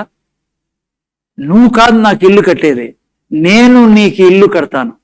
ఏంటి ఇల్లు అంటే ఇక్కడ సిమెంట్ ఇల్లు కాదు, ఆల్రెడీ ఇల్లు ఉంది, సిమెంట్తో కట్టింది, కట్టతో కట్టింది. ఏంటి దీనికి అర్థం? ఇది నేను అర్థం చేసుకుని నువ్వు ఏమంటారా, నేను నీకు ఇల్లు కడతాను. ఇంకో మాట కూడా అన్నాడు దేవుడు. 8 ఇప్పుడు ఈ తెలుగులో పెట్టి 8, 9, 10 ఇంకోసారి చదువుకుందాం. కొన్ని దేవుడు ఏమన్నాడు చూడండి, చాలా ఇంపార్టెంట్ పాయింట్లో నేను తీసుకెళ్ళాలి మీకు. ముందు చూడండి, అదే 17, 8 తెలుగులోనే పెట్టు. చూడండి ఏమంటారు, చదువుతారు ఎవరన్నా? చూడండి, నీవు వెళ్ళిన చోట్లెల్లా నేను నీకు తోడుగా ఉండి, నువ్వు మందిరం కట్టద్దు, ఆ తర్వాత నీ పని ఏమంట దావీదు కంటే నీకు కొరకు నేను వేరే పని పెట్టి ఏంటంటే అది నువ్వు వెళ్ళిన చోట్లల్లా నీకు తోడుగా ఉండి నిన్ను ద్వేషించే వారిని నీ ముందర నిలవని యొక్క నిర్మూలన చేస్తుందని లోకంలోని గనులకు కలిగిన పేరు వంటి పేరు నీకు కలగజేయుదును. ఆ తర్వాత మరియు నేను ఇప్పుడు చూడండి జాగ్రత్తగా, ఏంటి దావీదు యొక్క పని అంట, నేను ఇజ్రాయెల్ జనాంగాన్ని కట్టాలి. దేవుడు అంటాడు ఇజ్రాయెల్ జనాంగానికి నేను దేశం కట్టేయాల, వారికి ఉండే నివాసాలను కట్టేయాలి, అది నీ పని. ఆ తర్వాత అంటాడు దేవుడు నీ కొరకు నీ ఇల్లు కట్టాలి, నీ ఇల్లు నేను కట్టాలంటాడు. జాగ్రత్త వినండి. మరియు నేను నా జనులైన ఇజ్రాయేలీయుల కొరకు ఒక స్థలం ఏర్పరిచి వారిని నాటుదును, వారు మరీ తిరుగులాడక తమ స్థానమందు కాపురముందురు. అది దేవుని కొరకు దావీదెడల. పూర్వమందు జరిగినట్లు నా జనులైన ఇజ్రాయేలీల మీద నేను న్యాయాధిపతులను నిర్ణయించిన కాలం మొదలుకొని జరుగుచూ వచ్చినట్లు దుష్టులు వారిని ఇక మా ఇంటారా ముందు చూడండి స్క్రీన్ లో శ్రమ పెట్టకుందురు. మరియు నేను నా జనులైన అయిపోయిన 9 శ్రమ పెట్టకుందురు. నెక్స్ట్ వాక్యం ఆ తర్వాత అంటాడు నీ పగవారి అందరిని నేను అణిచివేసేదను, అదియుగాక యెహోవా నీ సంతతి నీకు సంతతి కలగజేయనని నేను నీకు తెలుగులో నీ సంతతి, ఇంగ్లీష్ బల రాయబడింది, నేను చదివాను కదా ఇప్పుడు. I will build your house. ఏంటి నీ ఇంటిని నేను కడతానంటే సిమెంట్ ఇల్లు కాదు, దేవుడు మాట్లాడతాడు. బైబిల్లో రాయబడింది యెహోవా ఇల్లు కట్టించని ఎడల కట్టువారి ప్రయాసం వ్యర్థం. దేవుడు దావీదు ఏమంటాడంటే నీ గుండెల్లో ఉన్న కోరిక నాకు అర్థమైంది, అది నాకు నచ్చింది, చాలా ఇష్టమైంది. దావీదు నువ్వు నాకు ఇల్లు కట్టాలనుకుంటున్నావు, నేను నీ ఇల్లు కడతానంటే దావీదు నిన్ను నీ పిల్లలను రాబోయే నీ పిల్లల పిల్లలను ఈ సృష్టి ఉన్నంత వరకు నీలో ఉన్న కోరిక నన్ను ఆకర్షించింది. నా కొరకు ఇల్లు కట్టాలని ఆలోచిస్తాను, నా ఇల్లు నువ్వు కడతానని కోరుకుంటా ఉన్నావు, నా ఇల్లు కట్టేకి నువ్వు ఆశపడతా ఉన్నావు, డిజైర్ కలిగి ఉన్నావు. అయితే నేను నీ ఇల్లు కడతానంటే నిన్ను నీ పిల్లలను నీ పిల్లల పిల్లలను ఈ భూమి ఉన్నంత వరకు నీ పిల్లల చేయి నేను విడిచిపెట్టిన దానికి అర్థం అదే. నీకు చూపిస్తా ఇప్పుడు కొంచెంలో. అర్థమైందా బిడ్డ? హలో ముందర చూడండి, నీకు దేవుని ఎడల డిజైర్ ఉంటే నేను దేవుని ఇల్లు కట్టాలా, దేవుని మందిరంలో పని చేయాలా, దేవుని పనులు చేయాలా, దేవుని కొరకు ఆత్మ సంపాదాలా, దేవుని కొరకు నేను జీవించాలని, అక్కడే నీ సక్సెస్ దాగి ఉండేది. నువ్వు ఆ కోరిక కలిగి ఉంటే దేవుడు అంటాడు నేను నీ యొక్క సంతానాన్ని నీ రాబోయే తరాలను నేను కడతా. అది ఇల్లు కట్టడం అంటే. ఇప్పుడు బైబిల్లో చూపిస్తాను మీకు, అది అర్థమవుతుంది బిడ్డ? హలో నేను ఆరంభంలో చెప్పాను నీకు, ఈ సృష్టిలో మళ్ళా వినండి ఏం చేశాడు దేవుడు. నీ ఇల్లు కడతానంటే అర్థం ఏమో తెలుసా? అనేక మంది రాజులు వచ్చి వెళ్ళిపోయారు ఈ సృష్టిలో, ఈ భూమి మీద ప్రపంచంలోనే. ఒకే రాజు సింహాసనం ఈ రోజు కూడా ఉంది, అదే దావీదు సింహాసనం. ఎందుకు తెలుసా? ఆ సింహాసనం గురించి దేవుడు చెప్పాను, నేను ఎప్పుడు కదలనేను, నువ్వు నాకు ఇల్లు కట్టే కోరిక కలిగి ఉన్నావు, నా కొరకు నువ్వు తప్పిస్తా ఉన్నావు, నా బాగోదు నువ్వు ఆలోచిస్తా ఉన్నావు, నాకు ఏది ఇష్టమో నువ్వు అది కోరుకుంటా ఉన్నావు, కాబట్టి ఇదిగో నీ ఇల్లు కడతా. బిడా ఈ రోజు కూడా దావీదు సింహాసనం స్థిరంగా ఉంది. ఆ సింహాసనం మీద ఎవరిని కూర్చోబెట్టాడు తెలుసా? దేవుడు తన కుమారుడు యేసు క్రీస్తుని కూర్చోబెట్టాడు. అందుకే ఈ భూమి మీద యేసు ప్రభుని ఏమని పిలిచేవారు? దావీదు కుమారుడు అనేవారు. స్వర్గంలో యేసు ప్రభుని ఏమని పిలుస్తారో తెలుసా? దావీదు యొక్క కుమారుడు అని. చూడండి దేవుడు ఎంత ఇచ్చిస్తాడో. జాగ్రత్తగా విన్నానారా? నీ జీవితంలో ముందు చూడైనా, నీ జీవితంలో కృపలో నువ్వు ఎదగాలి అంటే గుండెల నిండా ఆయన ఇల్లు కట్టే కోరికను కలిగి ఉండాలా. చాలా సంతోషం వేస్తుంది ఈ సంఘంలో, ఈ సంఘానికి నేను పాస్ట్ అయినందుకు. బైబుల్ మీద నేను చేయకూడదు కానీ నేను బైబుల్ పట్టుకొని చెప్తాను నీకు. When I was preparing this message, so many faces God showed me. నేను చెప్పాను ప్రభువా, నేను కూడా అంత ఇవన్నీ ఆలోచించాను, నువ్వు ఎంత జ్ఞాపకం పెట్టుకుంటావు ప్రభువా. బిడ్డా ఇక్కడ ఒక్కొక్కరి జీవితం గురించి నాకు దేవుడు చెప్పడం జరిగింది. శివాజీ 1000 కిలోమీటర్లు నువ్వు ట్రావెల్ చేసి వచ్చి తన ఇంటిని కట్టినావు. నీ గురించి దేవుడు చెప్పింది నీకు చెప్తాను. నేను నువ్వు బాత్రూమ్ దగ్గర కూర్చుని దినాలు ఉన్నాయి, చలికి ఎండకి ట్రైన్లో ట్రావెల్ చేసి 1000 కిలోమీటర్లు ఈ బిడ్డ ట్రావెల్ చేశాడు నువ్వు కూర్చున్న సంఘాన్ని కట్టేదానికి. అది ఆయన దేవుని మందిరం అనే ఉద్దేశం దావీదు లాంటి హృదయం కలిగి ఎన్నో వేల డబ్బులు ఖర్చు పెట్టుకున్నాడు. మైసూరు నుంచి ఇక్కడికి వచ్చేవాడు. ఏ సండే మిస్ చేసిన బిడ్డ కాదు. నేను చెప్తున్నా శివాజీ, నా దేవుడు నీకు చెప్పమని నేను చెప్తాను, నీ ఇంటిని కట్టేదానికి దేవుడు ఆల్రెడీ నిర్ణయించుకున్నాడు. నువ్వు ఈ భూమిని వదిలేసి వెళ్ళొచ్చు, కానీ నీ పిల్లల్ని దేవుడు ఈ భూమి మీద వదలడు. ఎప్పుడు తన కుమారుడు రక్తంతో నీ వంశంలో పుట్టిన కడిగి తన కొరకు నిలబెట్టుకోవడానికి కారణం ఏమంటే నువ్వు దావీదులాగా తపన కలిగి ఉన్నాడు. దేవుడు చూపించాడు, నాకు వినిపించాడు ఈ పిల్లల గురించి. అనుష, బిందు, కావ్య, అనేక మంది బిడ్డలు ఉన్నారేడ ఆయన ఆలయాన్ని కట్టిన వాళ్ళు. లరా మేము వాక్యం ప్రిపేర్ వస్తాము, మీకు చెప్పాలనుకుంటున్నా, ఈ బిడ్డలు పడే కష్టం ఇందంద కాదు. అందరూ ఉన్నారు, చాలా మంది ఉన్నారు. నాకు తెలుసు చాలా మంది అప్పుల్లో వడ్డీలు కట్టుకుంటారు, కానీ టైత్ మాత్రము ఖచ్చితంగా ఇచ్చే బిడ్డలు చాలా మంది ఉన్నారేడ. మీ గుండెల్లో ఉండేది దేవుడు చూస్తానాడు.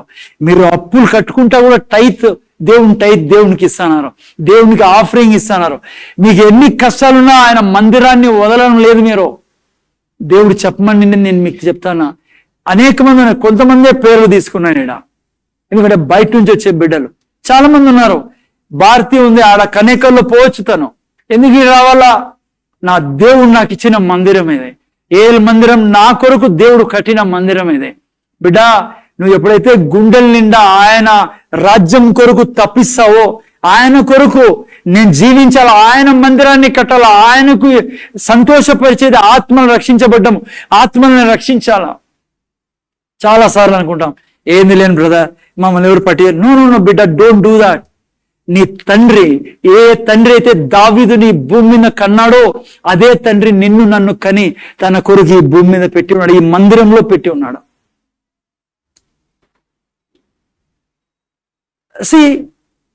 దావీదు అనుకుంటే నాకేలా అమ్మా మనీ అంతా పిల్లల పేరు మీద పెడతా, గ్రాండ్ పిల్లల మీద, గ్రాండ్ చిల్డ్రన్ ఏమంటారు, మనవాళ్ళు పెడతా, ఆస్తి అంతా అట్లా అడ్జస్ట్ చేసి పెడతా, చక్కగా హ్యాపీ.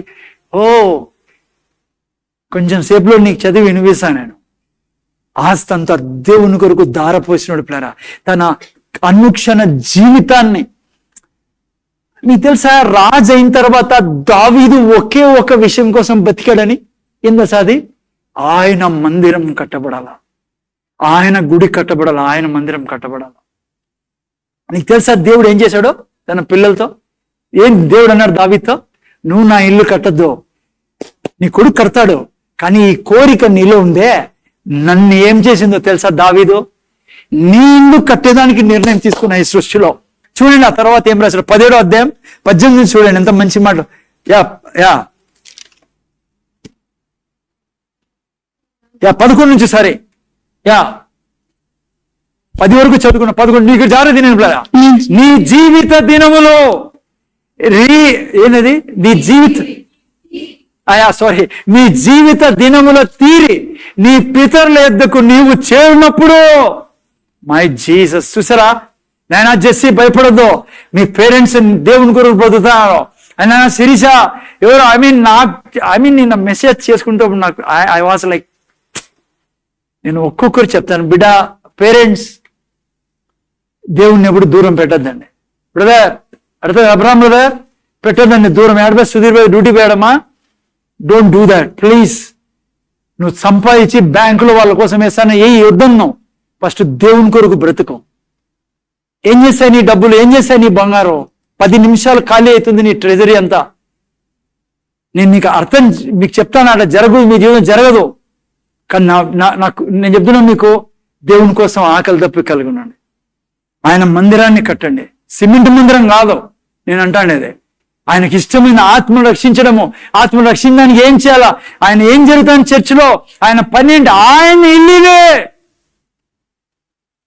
చాలా మంది పేరెంట్స్ చేసే తప్పు తెలుసా? మంచిదే, నేను కాదన్నాం, పిల్లలకి అన్ని సమకూర్చాలి, మంచి తల్లిదండ్రులు అన్ని సమకూర్చారు, ఆస్తి సమకూర్చారు. But don't run after your children even. అర్థం చేసుకోండి, ఈరోజు నువ్వు నేను పరిగెత్తాల్సింది దేవుని వెనకాల. అప్పుడు దేవుడు మన పిల్లల వెనకాల పరిగెడతాడు. చాలా మంది క్రైస్తవులలో పిల్లలు చెడిపోయినారు.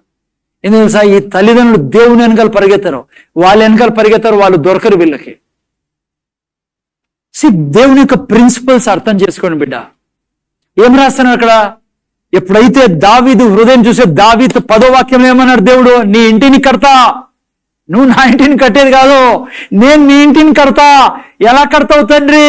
నీ జీవిత దినములు తీరి నీ పితరుల యొద్దకు నువ్వు చేరినప్పుడు నీ కుమారుల వలన కలుగు నీ సంతతిని నేను స్థాపన చేసి అతని రాజ్యమును స్థిరపరిచెదను. నువ్వు చచ్చిపోయినా నీ బిడ్డలు సుఖంగా ఈ భూమి మీద ఉండాలి అంటే నువ్వు ఇప్పుడు దేవుని కొరకు బ్రతుకు. తల్లి తండ్రి ఆయన లేడేదో రాయి రప్పని బతకద్దు. ఆయన ఆ దేవుడు కాదు. చెవులుండి విననివాడు, ముక్కుండి వాసన చూడనివాడు, కళ్ళుండి చూడలేనివాడు కాదు ఆయన. నేను ఆరాధిస్తాను సజీవుడైన దేవుణ్ణి, నిత్య దేవుణ్ణి, నిజమైన దేవుణ్ణి. నువ్వు ఆయనకు గుడి కట్టాలని కోరుకుంటే గుండెల నిండా ఆయన కొరకు జీవించాలని కోరుకుంటే ఆయన నీ జీవితాన్ని, నీ పిల్లల జీవితాన్ని కడతాడు. నువ్వు ఎవరు, నీ ఏ బంగారు వెండి కట్టలేదు వాళ్ళని. చూడండి ఏమంటాడు ఆ తర్వాత పెట్టిన నెక్స్ట్. అతడు నాకు మందిరం కట్టించును, అతని సింహాసనమును నేను నిత్య స్థాపన చేసేది. అందుకే చెప్పాను సింహాసనం ఈ రోజు కూడా ఉంది. ఆ సింహాసనం మీద ఎవరు ఎక్కించాడు తెలుసా? ఎవరిని ఎక్కించాడు దేవుడు? మనిషి ఎక్కడ ఇంకా నీ బిడ్డల గుండెల్లోకి దేవుడు తన కుమారుణ్ణి కూర్చోబెడతాడు. ఏ దయ్యమో తీసేయలేదు ఆ ప్రభుని నీ పిల్లల జీవితంలో. నువ్వు చచ్చిపోయినా నీ వంశంలో ఒక్కడు కూడా నరకానికి పోనీడు. ఎందుకంటే నువ్వు ఆయన మందిరాన్ని కట్టే బిడ్డవు కాబట్టి, భూమి మీద ఆయన కొరకు బ్రతికే బిడ్డవు కాబట్టి. నువ్వు పోయిన తర్వాత స్వర్గంలో దేవుడు అంటాడు, నువ్వు నా మందిరాన్ని కట్టావు, నువ్వు నా కొరకు తప్పించావు భూమి మీద. ఈ సృష్టి ఉన్నంత వరకు నీ వంశం నుంచి ఒక్కడిని పాతాళానికి నేను పోనేనంటాడు దేవుడు. ఏ సునాములో ఇది జరుగును గాక. అదే రాయబడి. నెక్స్ట్ ముందు వాక్యం పోయినా, అతడు నాకు మందిరం కట్టించు, అతని సింహాసనం నేను నిత్యము స్థాపన చేసేదను. ఆ తర్వాత నేను అతనికి తండ్రినే ఉందును. జీసస్, అది ఇల్లు కట్టడం అంటే. దేవుడు దావీదు అంటారు, దావీదు నా గుండెలు సంతోషంగా ఉన్నాయి. నువ్వు మర్చిపోలే ఆ దేవదారు మానవుల ఇక్కడ కొట్టబడిన బిల్డింగ్ లో కూర్చొని నీ దగ్గర ఉండే బంగారు వెండి భార్య పిల్లల్ని చూసి వాళ్ళతో డ్యూయెట్లు పాడుకుంటా నువ్వు నా మందిరాన్ని చూసి నా మందిరాన్ని కట్టాలనే తపన కలిగి ఉన్నావు. అందుకే దేవుడు అంటాడు, నేను అతనికి తండ్రిని. ఎవరిని? నీ పిల్లలకు, నీ పిల్లలకు పాతాలని పోనీడు దేవుడు. అందుకే ఎప్పుడు అనుకోద్దు ఏదో వేస్ట్ గా పోతున్నాం బ్రదర్, చర్చికి పోతున్నాం బ్రదర్, టైత్ ఇస్తానో, డబ్బులు ఇస్తానో, ఏందో ఈరోజు చిన్న పని ఉంది, బర్త్డే అంటాడా, కేక్ కట్ చేస్తున్నారు, కేక్ తిని పరిగెత్తాలి నేను. నువ్వు చేసే ప్రతి త్యాగం ఆయన దగ్గరికి వచ్చి చేతులు ఎత్తావే. ఆదివారం దేవుని ఆలయం తెరిచిపోయినప్పుడు వచ్చి ఆయన కొరకు బతుకుతానవే. నువ్వు ఇస్తానవే టైతు, ఆ టైత్ అక్కడ పోతాందే మిషనరీస్ దగ్గరికి. అందుకే దేవుడు ఈ చర్చ అప్పు తీర్చేసినది 29 లక్షలు. 3 ఏళ్ళు ఉన్నాయి. ఎన్నేళ్ళైంది కట్టి మనము ఇది బిల్డింగ్? ఎవరు కీర్తన్? 6 years. 5 years లోనే అప్పు కట్టేశాడు ఆయన. ఎందుకు సార్? నేను ఎవరిల్లు కడతాను? మిషనరీకి డబ్బు పంపిస్తాను. నువ్వు 10,000, 20,000, 15,000 ఇచ్చేవాళ్ళు ఉన్నారు బిడ్డలు. మీరు కొంతమంది ఇళ్లలో అయితే పాపం అప్పులు ఉన్నాయి, వడ్డీ కట్టి దేవుని టైత్ మాత్రము తినుకోకుండా ఇస్తున్నారు. మీరు మర్చిపోడు ఆయన. రాయి కాదు ఆయన, కన్నుల్ని చూడలేని వాడు కాదు, చెవులని వెళ్ళలేని వాడు కాదు. నీ రక్తంలో నుంచి నువ్వు చెమట కాడ్చి సంపాదించే ప్రతి రూపాయి లెక్క ఉంది ఆయన దగ్గర. గుర్తుపెట్టుకుని బిడ్డ, ఎప్పుడుగా నిరుత్సాహపడద్దండి. దేవుడు అంటాడు, నేను అతనికి తండ్రిని ఉండును, అతడు నాకు కుమారుడు ఉండును, నీకంటే ముందుగా ఉన్నవారికి. బా, ఎంత powerful word plan. My Jesus. Parents చేతులు ఎత్తి మొక్కి చెప్తారని పాస్టర్గా, దేవుని కోసం బతకండి. ఏ గవర్నమెంట్ ఇలేదు ఇది, నువ్వు ఏ స్కీమ్ ఇలేదు, ఏ బంగారు వెండి నీ బిడ్డలకి ఇది ఇలేదు. నువ్వు చెప్పాలా ప్రార్థన? ఇంకొంచెంలో చెప్తాను నీకు, ప్రార్థనలో చెప్పాలి. ఇప్పుడు చెప్తారు దావీదు, నేను చూపిస్తాను మీకు.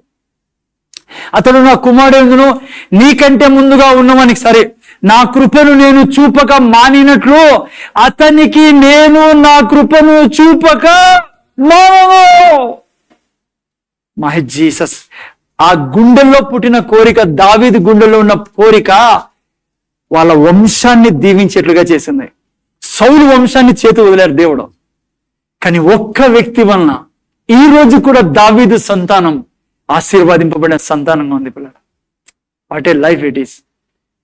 చిన్న చిన్న విషయాల్లో నువ్వు వచ్చి కూర్చున్నావే 3-4 గంటలు, ఆయన కూర్చొని గౌరవిస్తున్నావే, దీన్ని కూడా రాసుకొని ప్రతిఫలం ఇచ్చే దేవుడు ఆయన. చూడ తర్వాత ఏమంటాడు, నా మందిరమందును నా రాజ్యమందును నేను నిత్యము అతన్ని స్థిరపరచదును, అతని సింహాసనం ఎన్నటికీ స్థిరంగా నుండునని అతనికి తెలియజేయము. ఆ తర్వాత నాతాను తనకు ఓకే. చూసారా పిల్లరా, హలో, ఇది ఎందుకు జరిగిందో తెలుసా? దావీదు హృదయంలో కృతజ్ఞత ఉంది. ఆ కృతజ్ఞత ఏమైంది? నేను దేవునికి మందిరం కట్టాలా. ఆ తర్వాత ఏం జరిగింది తెలుసా? చాలా మంచి మాటలు. ఇది అయిపోయిన తర్వాత నాతాను వచ్చి చెప్పాడు 15లో ఏమన్నాడు నాతాను తనకు ప్రత్యక్షమైన దాన్ని బట్టి ఈ మాటలన్నీ దావీదుని తెలియజేయగా. ఇప్పుడు చూడండి ఏమని చేశారు సార్ దావీదు. I mean super. దావీదు ఇప్పుడు లేచి ఆయనే దేవుని దగ్గర పోతాడు. ఇంతవరకు నాతాను దావీదు మధ్యలో ముగ్గురు జరుగుతాను. దావీదు లేచి అన్నాడు, దావీదుకి ఎక్కడ లేని సంతోషం వచ్చింది. నా పిల్లల్ని నువ్వు కడతావా, నా పిల్లలను దీవిస్తావా, ఓ కృతజ్ఞతలు తండ్రి అని దేవుడు దావీదు దగ్గరికి వెళ్ళిపోయి ఏం చేశాడు చూడండి 16లో ప్రార్థన చేస్తాను. ఇప్పుడు దావీదే దేవుని దగ్గర కూర్చున్నాడు.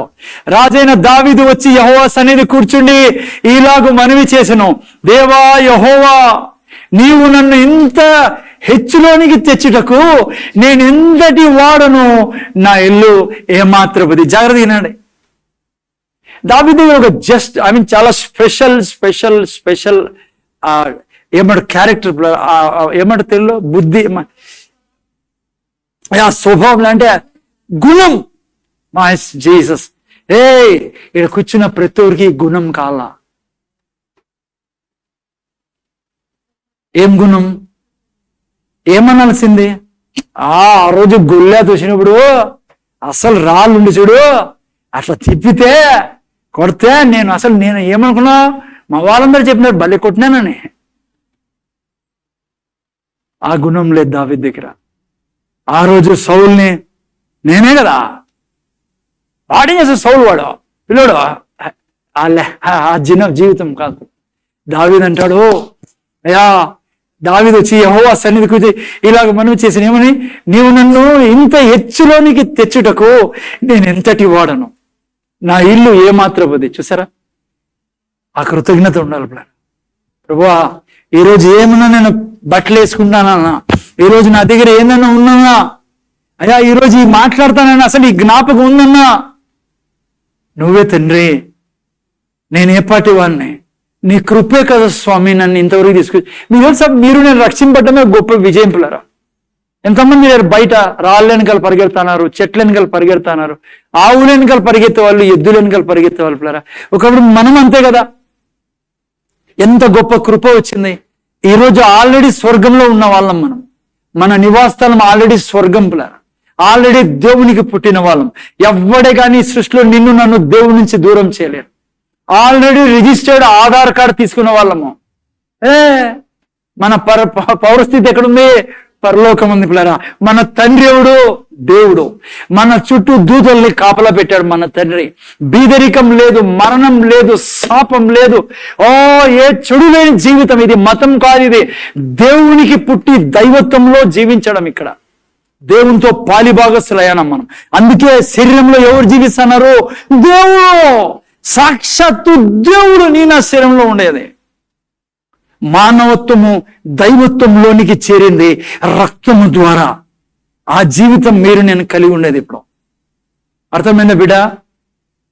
చూడండి, రాజైన దావీదు వచ్చి యెహోవా సన్నిధికి కూర్చుని ఇలాగ మనవి చేసాను. ఓకే, నెక్స్ట్ వాక్యం సారీ చూడండి 17 ఏమంటాడు, దేవా ఇది నీ దృష్టికి స్వల్ప విషయమే. దేవా యెహోవా, నీవు రాబో బహుకాలం వరకు నీ సేవకుని. చూసారా పిల్లరా, ఇల్లు అంటే అది సిమెంట్ ఇల్లుగా దేవుడు చెప్పింది, నీ ఇల్లు కడతానంటే. సిస్టర్, అమ్మా దెబ్బరో సిస్టర్, అమ్మా ఏం పేరు పాప మాధవి, హలో, నీ సంతతి గురించి మాట్లాడతాను ఇది ఈరోజు దేవుడు. ఇక్కడ కూర్చున్న ప్రతి ఒక్కరికి చెప్తున్నాను నేను, నువ్వు ఆయన కొరకు ఇక్కడ ఊడుస్తావే. పిల్లలు చూశాను నేను, పాపం చిన్నపిల్లలు ఆకలి అవుతాండున్నాయి, చర్చ అయిపోయినాక ఊడుస్తూ ఉంటారు, మగపిల్లలు ఊడుస్తూ ఉంటారు. ఆయన చూస్తాడు నిన్ను, నా మందిరాన్ని శుభ్రంగా పెట్టుకుంటున్నారు బిడ్డలు. బాత్రూమ్ నువ్వు కడుగుతావే, హలో, ఎవరు చూడు ఎవరు పట్టించుకోని నీ పని చేస్తా అంటావే, ఒకరి కళ్ళు నీ మీద ఉన్నాయి. ఆయన అన్నిటినీ రాసి పెట్టుకునే దేవుడు, నిర్లక్ష్యం చేయదు ఆయన ఎప్పుడు కూడా. ఎవరు శబాష్ అన్నా శబాష్ అనుకోకుండా ఇడిచిపెట్టు, నీ తండ్రి రాసుకుంటా అన్నాడు నీ గురించి, నువ్వు ఏమేం చేస్తున్నావో. ఆయన మందిరం గురించి, ఆయన రాజ్యం గురించి, నీ గుండెల్లో ఉన్న తపన ఆయన చూస్తున్నాడు. అందుకే ఆయన అంటాడు, దావీదు అంటాడు, దేవా ఇది నీ దృష్టికి స్వల్ప విషయమే, దేవా యెహోవా నీవు రాబో బహు కాలం వరకు నీ సేవకు నీ సంతతిని గూర్చి సెలవిచ్చి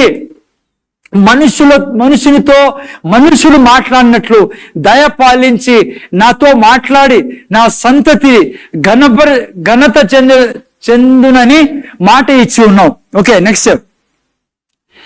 నీ దాసుడగు నాకు కలగబో ఘనతకు గూర్చి దావీదను నీ దాసుడనైనా నేను నీతో మరి ఏమని మనవి చేసేదను, నీవు నీ దాసుని ఎరుగుదువు. ఆ తర్వాత, యెహోవా నీ దాసు నిమిత్తమే నీ చిత్త ప్రకారము ఈ మహాఘనత కలుగునని నీవు తెలియజేసి ఉన్నావు. అతని నిమిత్తమే నువ్వు ఈ గొప్ప కార్యం చేసి ఉన్నావు. నెక్స్ట్, యెహోవా మేము మా చెవులతో వినిదంతయు నిజం, నీ వంటి ఎవడును లేడు, నీవు తప్ప మరి ఏ దేవుడును లేడు. ఆ తర్వాత ఈ విధంగా మీరు చదువుకుని పోండి. ఓకే, 22, 23 వరకు. లాస్ట్ 23 పెట్టినాను, 23 పెట్టు. ఓకే, ఇంటికి పోయి చదువుకోండి. యెహోవా ఇప్పుడు నీ దాసుని గురించి అతని సంతతి గురించి నువ్వు సెలవిచ్చిన మాట నిమిత్తము స్థిరమగును. ఇంగ్లీష్లో పెట్టినాను దేవుడు. జాగ్రత్తగా ఒక మాట చెప్పి నేను ముందుకెళ్ళాలి. ఇంకా ముందు చూడండి, ప్రార్థన, దావీదు ప్రార్థన సూపర్ ఇలాంటి ప్రార్థన పిల్లలు. అర్థమైందా? దేవుని దగ్గరికి వచ్చాను. నేను అంతా చెప్పలేను కానీ అంత టైం లేదు. ఒక వాక్యం గురించి నేను చెప్పాలని ఆశపడతాను. 23, and now O Lord the word which you have spoken concerning your servant and concerning his house, let it be established forever, and do as you have said. జాగ్రత్త, చాలా సీరియస్ తీసుకోండి ఈ మాట, ఈ వాక్యాన్ని. చాలా మందికి ప్రార్థన చేయడం రాదు బిడ్డ. నేను కూడా చూశాను, గమనించా. డోంట్ వరీ, నేను నేర్చుకుంటాను. మనం ముందు చూడు బిడ్డ, ఎట్లా ప్రార్థన చేస్తావు, ఎట్లా ప్రార్థన చేయాలా చాలా మందికి తెలియదు. ప్రార్థన చేయడం ఎంత మంచి ప్రార్థన, ఎంత ఈజీ సింపుల్ ప్రార్థన. ఏం ప్రార్థన? లాస్ట్ లో మీరు చూస్తే ఇంగ్లీష్ లో do as you have said, అదే ప్రార్థన. ఇంకో వర్షన్లో మంచిగా రాబడింది, let it be as you said. తెలుగులో కొద్దిగా సెలవిచ్చిన మాట నిమిత్తం స్థిరమగును గాక. ఓకే, ఏం చేస్తావు నువ్వు, ఎట్లా ప్రార్థన చేయాలి ముందు చూడు బిడ్డ.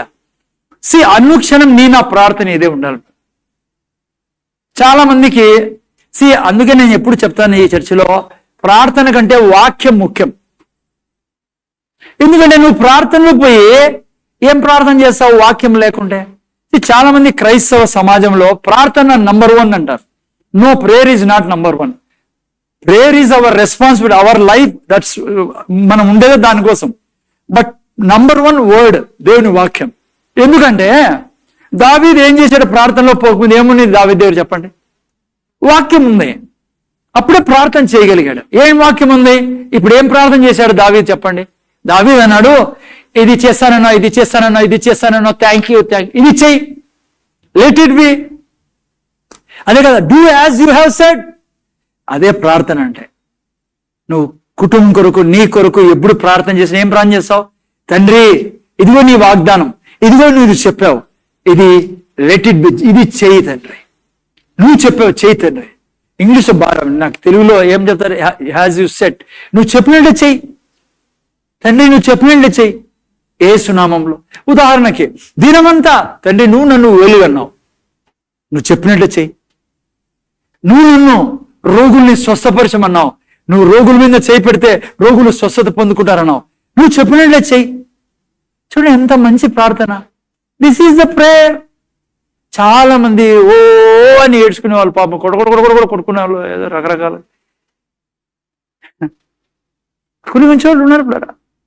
ప్రార్థన చేసుకుందాం ఓ అని నడుస్తారు వాళ్ళు, మీన్ అన్నట్టు సైలెంట్ అయిపోతారు. ఏమైంది అంటే ప్రార్థన కదా అందుకే అరిచినాం. కాదు బిడ్డ, ఏం ప్రార్థన? తండ్రి నా బిడ్డల చెయ్యి ఇడిచిపెట్టినావు, నువ్వు ఇడిచిపెట్టవు తండ్రి, నువ్వు అది చెయ్యి. నువ్వు అన్నావు నీ పిల్లల్ని తలసాన్లో పెడతాను కానీ తోకసాన్లో పెట్టినావు. లెట్ ఇట్ బి, చెయ్యి తండ్రి. అది కృతజ్ఞతలు నీకు మాట మీద నిలబడే దేవుడు నువ్వు. నా సంతతి గురించి ఇంత ఆలోచన ఉంది నీకు. నువ్వు అన్నావు నీ పిల్లల చుట్టూ నేను నా దూతల్ని నియమించున్నాను, వారు నీ పిల్లల్ని తమ చేతితో ఎత్తి పట్టుకుంటారు, నీ పిల్లలకి ఏ ప్రమాదం రానినన్నావు. చెయ్యి తండ్రి. అదే విశ్వాసంతో నిండిన ప్రార్థన. అందుకే వాక్యం అవసరం. వాక్యంలో ఏం చెప్పినావో అది చెయ్యి తండ్రి అంటున్నావు. That's the prayer. అదే పవర్ఫుల్ ప్రేయర్ ప్లాన్. అదే మీకు ఇంటికి పోయి మీరు చూసుకోండి, ఆ యొక్క భాగాన్ని చదవండి. ఆ తర్వాత చూడండి 23 తర్వాత, యెహోవా ఇప్పుడు నీ దాసుని గురించి అతని సంతతి గురించి నువ్వు సెలవిచ్చిన మాట నిత్యము స్థిరమగును గాక. తర్వాత ఇజ్రాయేలీల దేవుడైన సైన్యములకు అధిపతి యెహోవా ఇజ్రాయేలీలకు దేవుడై ఉన్నాడని నీ పేరు ఎన్నటికి ఘనపరచబడినట్లు నీవు సెలవిచ్చిన మాట నిశ్చయంగా స్థిరపరచబడును. ఆ తర్వాత స్థిరపరచబడును గాక, మరియు నీ దాసుడైన దావీదు సంతతి నీ ఎదుట స్థిరపరచబడును గాక. అదే ప్రేయర్ పిల్లరా. ఆ తర్వాత లాస్ట్ వాక్యం, దేవా నీకు సంతతి కలగజేసేదని నీ దాసుని నువ్వు తెలియజేసి ఉన్నావు గనుక నీ సన్నిధి నీ విన్నపము చేయుటకు నీ దాసునికి మనోధైర్యం కలిగింది. ఏంటి అది తెలుగులో మనోధైర్యం అంటే? ఇంగ్లీష్లో కాన్ఫిడెన్స్. ఇంగ్లీష్లో ఏమన్నాడు? నా కాన్ఫిడెన్స్ ఏమో తెలుసా, నువ్వు చెప్పావు కదా అమ్మా. కాన్ఫిడెన్స్ ఎప్పుడు వస్తుంది మనకు? ప్రార్థనలో. దేవుడు వాగ్దానం మీరు పలికేటప్పుడు కాన్ఫిడెన్స్ ఉన్నది, ఇది చేసే తీరుతాడు దేవుడు. అబద్ధం చెప్పడు ఆయన, మనిషి కాదు అబద్ధం చెప్పేదానికి. సో దావీదు చూడండి, దావీదు జీవితం ఎంత అద్భుతమైన జీవితం. ఇంకొక చిన్న భాగం చూపించి ముగిస్తాను నేను. దావీదు జీవితంలో కేవలం దావీదు ఈ మాటలు వినిన తర్వాత, ఓకే మందిరం ఎవరు కట్టమన్నాడు? దేవుడు ఎవరు కట్టమన్నాడు? ఇప్పుడు సొలొమోను కట్టమన్నాడు, దావీదు కుమారుడికి. దావీదు ఏం చేయాలా? దావీదు బైబిల్ చదివితే ఊరికే ఉండలేదు పిల్లలు. దావీదు కోరికను ఊరికేదో చెప్పి దేవుడు ఓకే నాకేం సంబంధం లే దేవుడు వద్దన్నాడు. నో. చూడండి ఎంత మంచి అధ్యాయం ఇది. ఆయన గుండెని చూడండి, ఎందుకు ఆయన కృపలో ఎదిగాడు, ఎందుకు శాశ్వత కృప దావీదు మీద ఉంది. దావీదుకి అర్థమైంది, గుండెను చూస్తాడు దేవుడు, హృదయాన్ని చూసే దేవుడు. అందుకే దేవుడు అంటాడు ఇంకో చోట, దావీదు నా యొక్క హృదయాను సారుడు. చూడండి ఏమైనా మొదటి దినవృత్తాంతాలు 29 దీంట్లోనే 29 చాప్టర్ 29వ అధ్యాయంలో మొదటి వాక్యం. కొన్ని విషయాలు చెప్పి ముగిస్తున్నాం. ఫస్ట్ మొదటి వాక్యం పెట్టినా, హలో పెద్దగా పెట్టి, ఇంగ్లీష్ పక్కన దిగ, తెలుగులో పెట్టాం. హలో చూడండి ఏమంటాడు. దావీదు ఏం చేశాడు? దావీదుకి చెప్పాడు దేవుడు నువ్వు కట్టద్దు, సొలొమోను కడతాడని. దావీదు సైలెంట్గా ఉండలేదు పిల్లరా, నాకేళ్ళే అని. ఏమైంది చూడండి, పెట్టినాయన 1వ వాక్యం. ఏమన్నా రువాత వచ్చింది. ముందే తెలుగులో మనం చాలా స్టాపర్. ఓకే పోనీ రాదంట అది. తరువాత ఇప్పుడు నేను జాగ్రత్తగా 29 చాప్టర్. తరువాత రాజైన దావీదు సర్వ సమాజముతో ఈలాగు సెలవిచ్చెను, దేవుడు కోరుకొని నా కుమారుడైన సొలొమోను ఇంకను లేత ప్రాయము గల బాలుడై ఉన్నాడు, కట్టబోవు ఆలయం మనుషునికి కాదు. సరే, దేవుడైన యెహోవాకే గనుక ఈ పని బహు గొప్పది. చూడ ఆయన దృష్టిలో ఏ పని గొప్పది? దేవుని ఆలయం కట్టడం. నువ్వు కూడా సిమెంట్ గోడల గురించి ఆలోచించద్దు. దేవుని ఆలయం అంటే ఏం కట్టమంటారు బ్రదర్? ఫ్యాన్ కొనమంటారా? లేదు, అనుక్షణము నువ్వు ఆయన రాజ్యం కొరకు తపన పడతావే, ఆత్మ రక్షింపడాలా, ఆయన రక్తం వ్యర్థంగా పోకూడదు ఎవరి జీవితంలో, అందరికీ తెలియబడాలా, అందరూ ఆయన మరణం గురించి తెలుసుకోవాలా, చర్చికి రావాలా, యేసుప్రభుని రక్షకుడిగా అంగీకరించాలా. ఆ తపన అది నీ పిల్లల్ని కట్టేది, నీ భవిష్యత్తును కట్టేది. ఎందుకంటే నువ్వు ఆయన్ని కడతావు. నువ్వు ఇలా చేసే ప్రతి పని ఎవరి కోసం చేశానో? దేవుని కోసం. ఏంది కడతానో నువ్వు? ఆయన రాజ్యాన్ని కడతాను, ఆయన గుడిని కడతాను, ఆయన మందిరాన్ని కడతాను, నువ్వు ఆయన హృదయవాంఛ నువ్వు నెరవేరుస్తాను. దేవుడు ఏమంటాడు చూడు, రెండో వాక్యం ఏమన్నాడు దావీదు? నేను బహుగా ప్రయాసపడి. ఓకే, ఫస్ట్ వాక్యం ఏం చూసాం? దేవుడు యొక్క మందిరం కోసము నాకేళ్ళే అనుకోలేదు, కానీ బెస్ట్ అలవాటు దావీదు దగ్గర ఉండేది. ఆ తర్వాత దేవుడు ఆ మాట చెప్పిన మందిరం కొరకు ఏమేం కావాలో సమకూర్చాడు. అందుకే అంత కృప ఆయన మీద ఉండింది.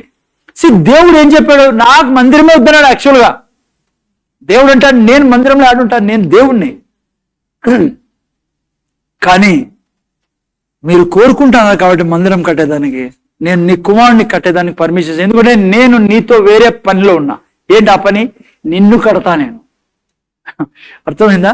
చూడండి, రెండో వాక్యంలో ఏం రాబడిందో, నేను బహుగా ప్రయాసపడి నా దేవుని మందిరంకు కావలసిన బంగారు పనికి బంగారమును, వెండి పనికి వెండిని, ఇత్తడి పనికి ఇత్తడిని, ఇనుప పనికి ఇనుమును, కర్ర పని కర్రలను, గోమేధిక రాళ్లను, చెక్కుడు రాళ్లను, వింతైన వర్ణము గల పలు విధముల రాళ్లను, మిక్కిలి వెలగల నానావిధ రత్నములను.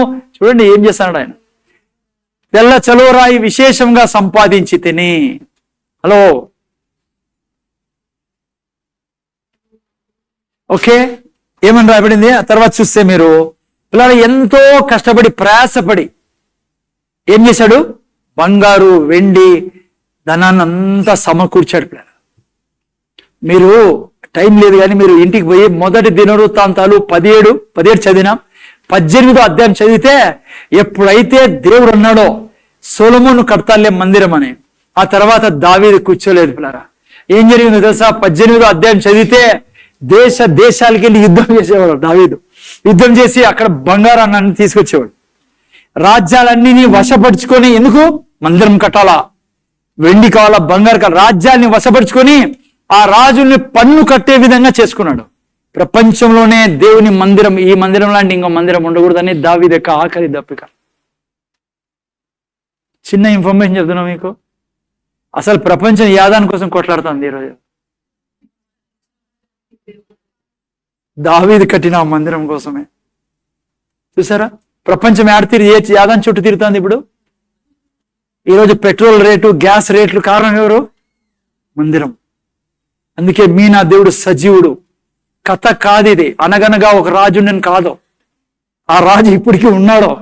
ప్రపంచపు గడియారం చూడండి, ఇజ్రాయెల్ దేశాన్ని చూడండి, వాళ్ళు వంగనీయుడు దేవుడు. ఈరోజు ఇజ్రాయెల్ యొక్క విజయానికి కారణం ఎవరు? దావీదు. దావీదు యొక్క హృదయంలో దేవుణ్ణి కడతానన్నాడు, దేవుని మందిరాన్ని కడతాననేది దానికి దేవుడు అన్నాడు, నీ సంతతిని నేను ఈ భూమి మీద తలస్థానంలో పెడతా. అందుకే వాళ్ళ దగ్గర ఉన్న బ్రిలియన్స్ ఎవరి దగ్గర లేదు, వాళ్ళ దగ్గర ఉన్న టెక్నాలజీ ఎవరి దగ్గర లేదు, వాళ్ళ దగ్గర ఉన్న ఆర్మీ ఎవరి దగ్గర లేదు. ఈరోజు ప్రపంచంలో పవర్ఫుల్ నేషన్, చిన్న రాష్ట్రం, దేశం, ఆంధ్ర రాష్ట్రం మాదిరి ఉంటుంది అనుకుంటా నాకు తెలిసి. చూడండి మన దేవుడు ఎంత నిజమైన వాడో. మీరు చదువుతానే వాక్యాలు ఎంత నిజమో. నేనంటా, నువ్వు ఆయన మందిరాన్ని కట్టి పరిగెడితే నీ బిడ్డల్ని ఇడిచిపెడతాడు ఆయన? నీ బిడ్డల్ని ఎప్పుడు ఇడిచిపెట్టాడు? మొత్తం ప్రపంచంలోనే ఆ దేశాల్లో ఉండే ధనాన్ని అంతా తీసుకొచ్చాడు, మందిరం కట్టాలి నేను. మీరు అనుకోవచ్చు, సార్ అట్లా తీసుకురావడం మంచిది కాదు కదా. నాకు తెలుసు మీ ఐడియా వస్తుంది. బైబిల్లో ఏం రాబడిందమ్మా? దుష్టుని యొక్క ధనము నీతిమంతుల వశం. అమ్మా, the wealth of the wicked will be in the hands of righteous. దుష్టుల యొక్క ధనము నీతిమంతుల చేతిలో ఉంటుంది. బైబిల్ చెప్తుంది అది. ఎవరు నీతిమంతులు? అవును, ఎవరు దుష్టులు? దుష్టులు అంటే వాళ్ళే సార్ సిగరెట్ తాగుతాంటాడు. నో, ముందు చూడాలా. ఓకే, క్రాస్ చెక్స్, సారీ ఏమంటారు, క్రాస్ ఎగ్జామ్. ఓకే, ఎవరు దుష్టులు?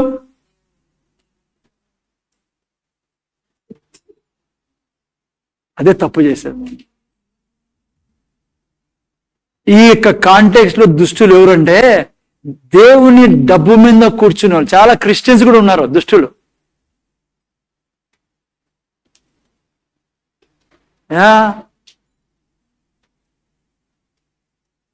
క్రైస్తవులు కూడా ఎవరైతే ఆయన డబ్బు మీద కూర్చొని దాన్నే దేవుడు ఉంటారు, కొంచెం చెప్పరు బయటికి. చర్చి కూడా వస్తారు వాళ్ళు పాపం. అంటే ఈ చర్చి కాదనుకోండి, ఈ చర్చిలో వేయలేదనుకో ఈడ్చిపెట్టాను నేను సారీ, ఊరికే జోక్ చేస్తానా, నేను కూడా ఏం పట్టించుకుంటారా, చెప్పే బాధ్యత మాది.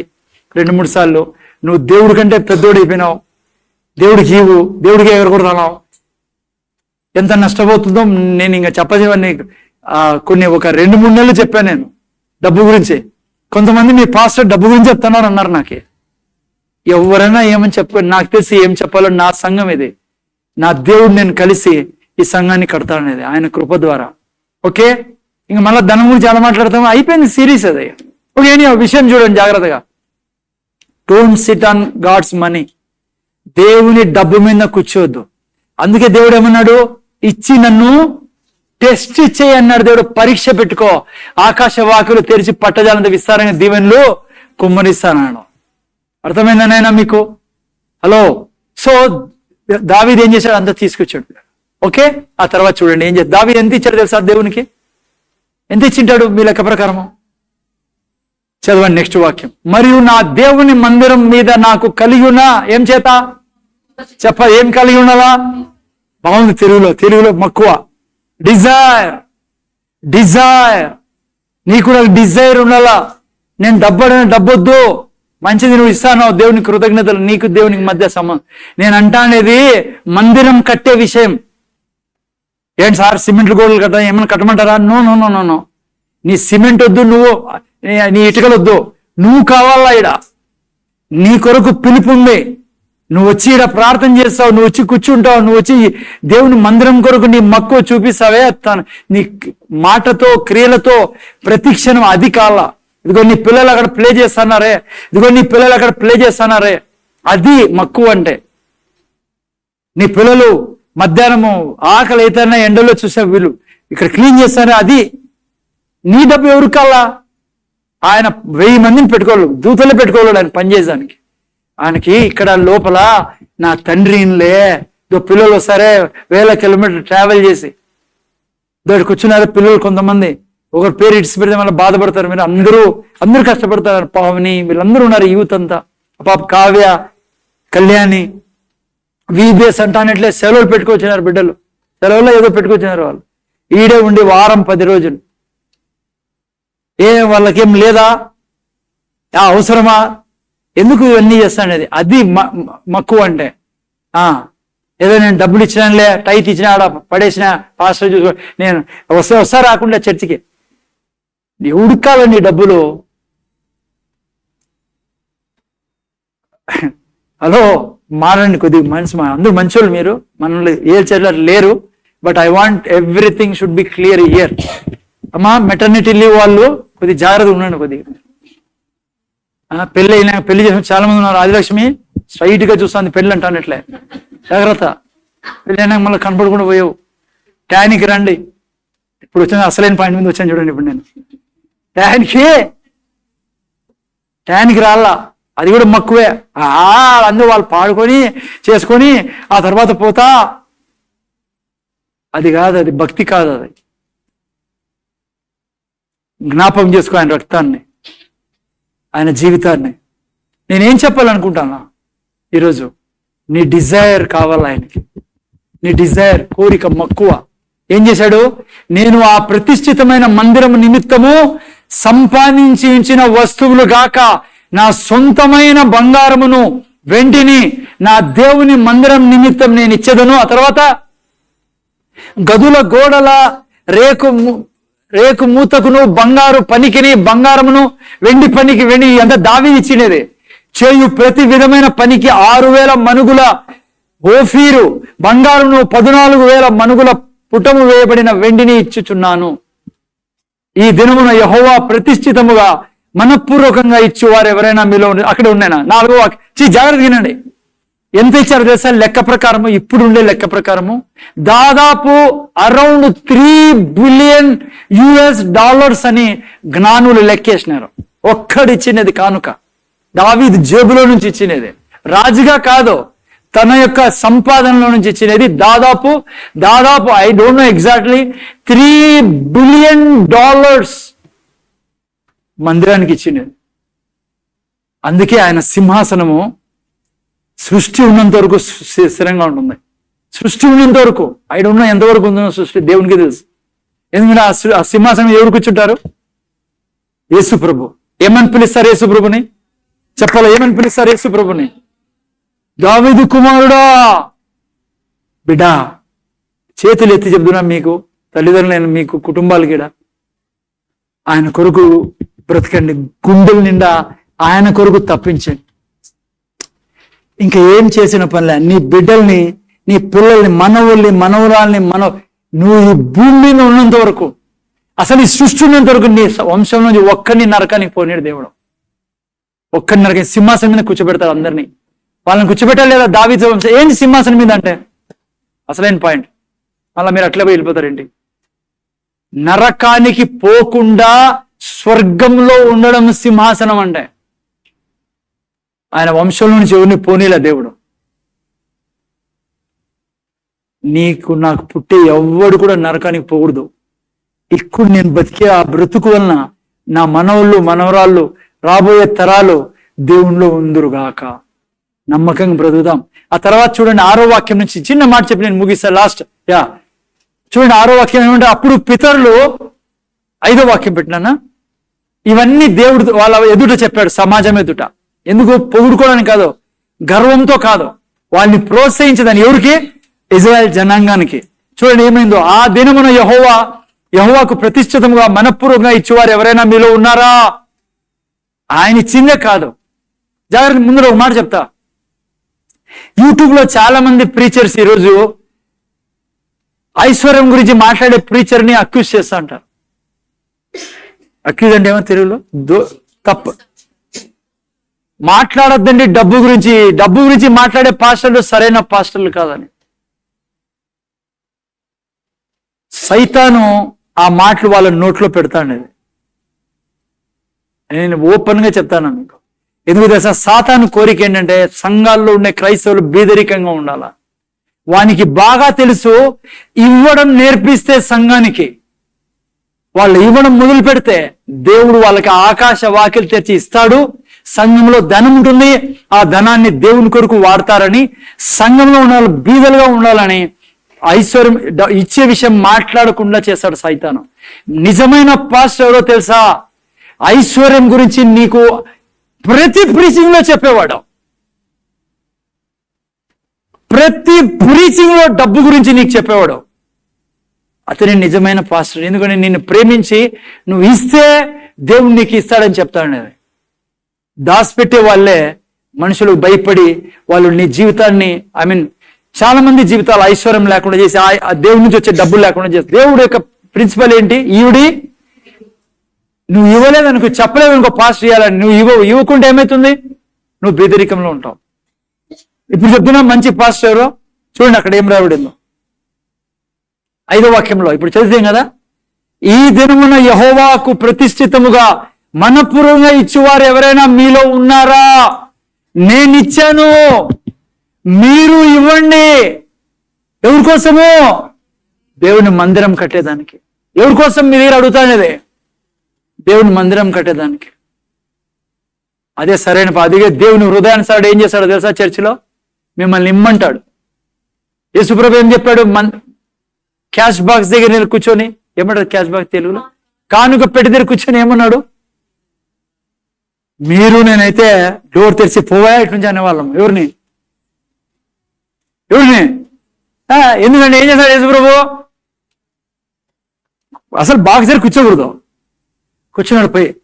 అందరూ అనుకున్నారు పెద్ద ఆయన వచ్చినాడులే, బాక్స్ దగ్గర కూర్చున్నాడు, మనం బాగుండదు చెప్తే. సరే కూర్చో ఊరుగా ఉండొచ్చు కదా. ఇప్పుడు నువ్వు జేబుల నుంచి ఎంత తీస్తానో నేను చూసాను అనుకో, అమ్మా నీ బ్యాగ్ నుంచి నాకు చూపి అంటే ఎట్లుంటుంది మీకు? యేసుప్రభు అది కూడా చూసినాడు, ఎంత వేస్తున్నారా అని. క్యాషా ఏంది వేసాను? చెక్ వేస్తున్నారా? ఎంత వేస్తున్నారు? మొత్తం టోటల్ ఎంత అమౌంట్? నేను అక్కడ కూర్చొని అన్నాను, మీరేమంటారు? చూడండి, దేవుడు యేసుప్రభు అలవాటు చెప్తున్నా మీకు. పోనీ అంతటితోనే వేసి పెట్టినాడా? పాతకాలంలో జరిగేది పెళ్లిలో ఏమని? పెళ్లి కొడుకు అత్త పెళ్లి కూతురికి 116 అని, పెళ్లి కొడుకు చిన్న ఆయన 51. మా టైంలో 51 అంటే పెద్ద రిచ్ మ్యాన్. హలో, యేసుప్రభు అంటున్నాడు, వీళ్ళందరిపైకి ఎవరు అసలు ఎక్కువ ఇచ్చినదే ఈ వివరాలు ఇంకా బీదరికం చూడదు. నేను ప్రీచ్ చేసేప్పుడు టై తిండ్రా అంటే చెడ్డంట. మనం ఆ పార్టీ సార్, కాకరోజు కాదు కానీ ఈ పార్టీ, ఆ పార్టీ యేసుప్రభు పార్టీ. ఆయన అంత డీటెయిల్గా మాట్లాడితే నేను ఇంకా ఆయన కూడా తగ్గి పాపం టై ఇవ్వండి బ్రదర్, టై తీస్తే దేవుడు దీవిస్తాడు బ్రదర్, ఆకాశం తెరుస్తాడు బ్రదర్ సిస్టర్ అంటే అట్లంతా మాట్లాడద్దు. మా డబ్బు గురించి ఇంకా చెప్పకూడదు కానీ అనంతపురం చెబుతున్నా పోతావు, ఇంటికి పోతావు, వీధరికంలో దారం తెరుస్తావు. నీకు 1000 ఎకరాల స్థలం ఉన్న భూమి ఉన్నా, మంచి పండించే భూమి ఉన్నా, కాలో పక్కన భూమి ఉన్నా, దమ్ముడి రాదు దాంట్లో నుంచి. ఎప్పటికైతే విత్తనం వేయవో ఓకే. హలో, వీళ్ళంతా టైం. నెక్స్ట్ వాక్యం చెప్పు నేను. ఓకే, రిక్వెస్ట్ చేసుకో. ఏమంటాను చూడండి. అప్పుడు పితరుల ఇళ్లకు అధిపతులను, ఇజ్రాయేలీల గోత్రపు అధిపతులను, సహస్రాధిపతులను, శతాధిపతులను, రాజు పని మీద నియమింపబడిన అధిపతులను కలిసి మనపూర్వకంగా దేవుని మందిరపు పనికి 10,000 మనుగుల బంగారమును, 20,000 మనుగుల బంగారపు ద్రాములను, 20,000 మనుగుల వెండిని, 30,000 మనుగుల ఇత్తడిని, 2 లక్షల మనుగుల ఇనుముని. 12 ఏళ్ళలో ఇంత తెలుగు ఎప్పుడు చదవలే నేను, ఫస్ట్ టైమే. తమ యొద్ద రత్నములున్న వారు వాటిని తెచ్చి యెహోవా మందిరపు బొక్కసం మీదనున్న ఇది రాదే యెహీయేలునకు ఇచ్చిరి. ఆ తర్వాత వారు పూర్ణ మనస్సుతో యెహోవాకు ఇచ్చి ఉండిరి గనుక వారు అలాగు మనపూర్వకంగా ఇచ్చినందుకు జనులు సంతోషపడిరి. ఆ తర్వాత రాజైన దావీదు కూడాను బహుగా సంతోషపడి సమాజము పూర్ణముగా ఉండగా యెహోవా ఇట్లు స్తోత్రములు చెల్లించు, మాకు తండ్రిగానున్న ఇశ్రాయేలు దేవా యెహోవా నిరంతరం నువ్వు స్తోత్రారుడివి. చూసారా, ఆయన ఇచ్చి సమాజానికి ఇచ్చేటట్లా చేశాడు. ఆ తర్వాత ఒక వాక్యం నాకు 13-14 చూడండి ఏం రాయబడిందో. మంచి మాట అంటాడు దావీదు. మా దేవా, చెప్పండి, మా దేవా మేము మీకు కృతజ్ఞతాస్తుతులు చెల్లించుచున్నాము, ప్రభావం గల నీ నామమును కొనియాడుచున్నాము. నెక్స్ట్, ఈ ప్రకారం మనపూర్వకంగా ఇచ్చు సామర్థ్యం మాకుండుటకు నేనెంత మాత్రపు వాడను, నా జనులు ఎంత మాత్రపు వారు, సమస్తమును అబ్బా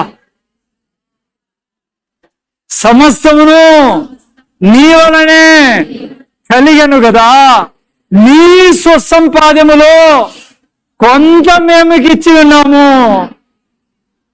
ఏమంటావు జాన్? అట్లా అనద్దని అంకుల్, మాది కష్టపడి నెలంతా సంపాదిస్తే ఇప్పుడు మళ్ళా తీసుకొని దేవుడు అంటే నీ స్వసంపాదం. ఎవడు ఇచ్చినది నీ క్యాష్ జేబులో?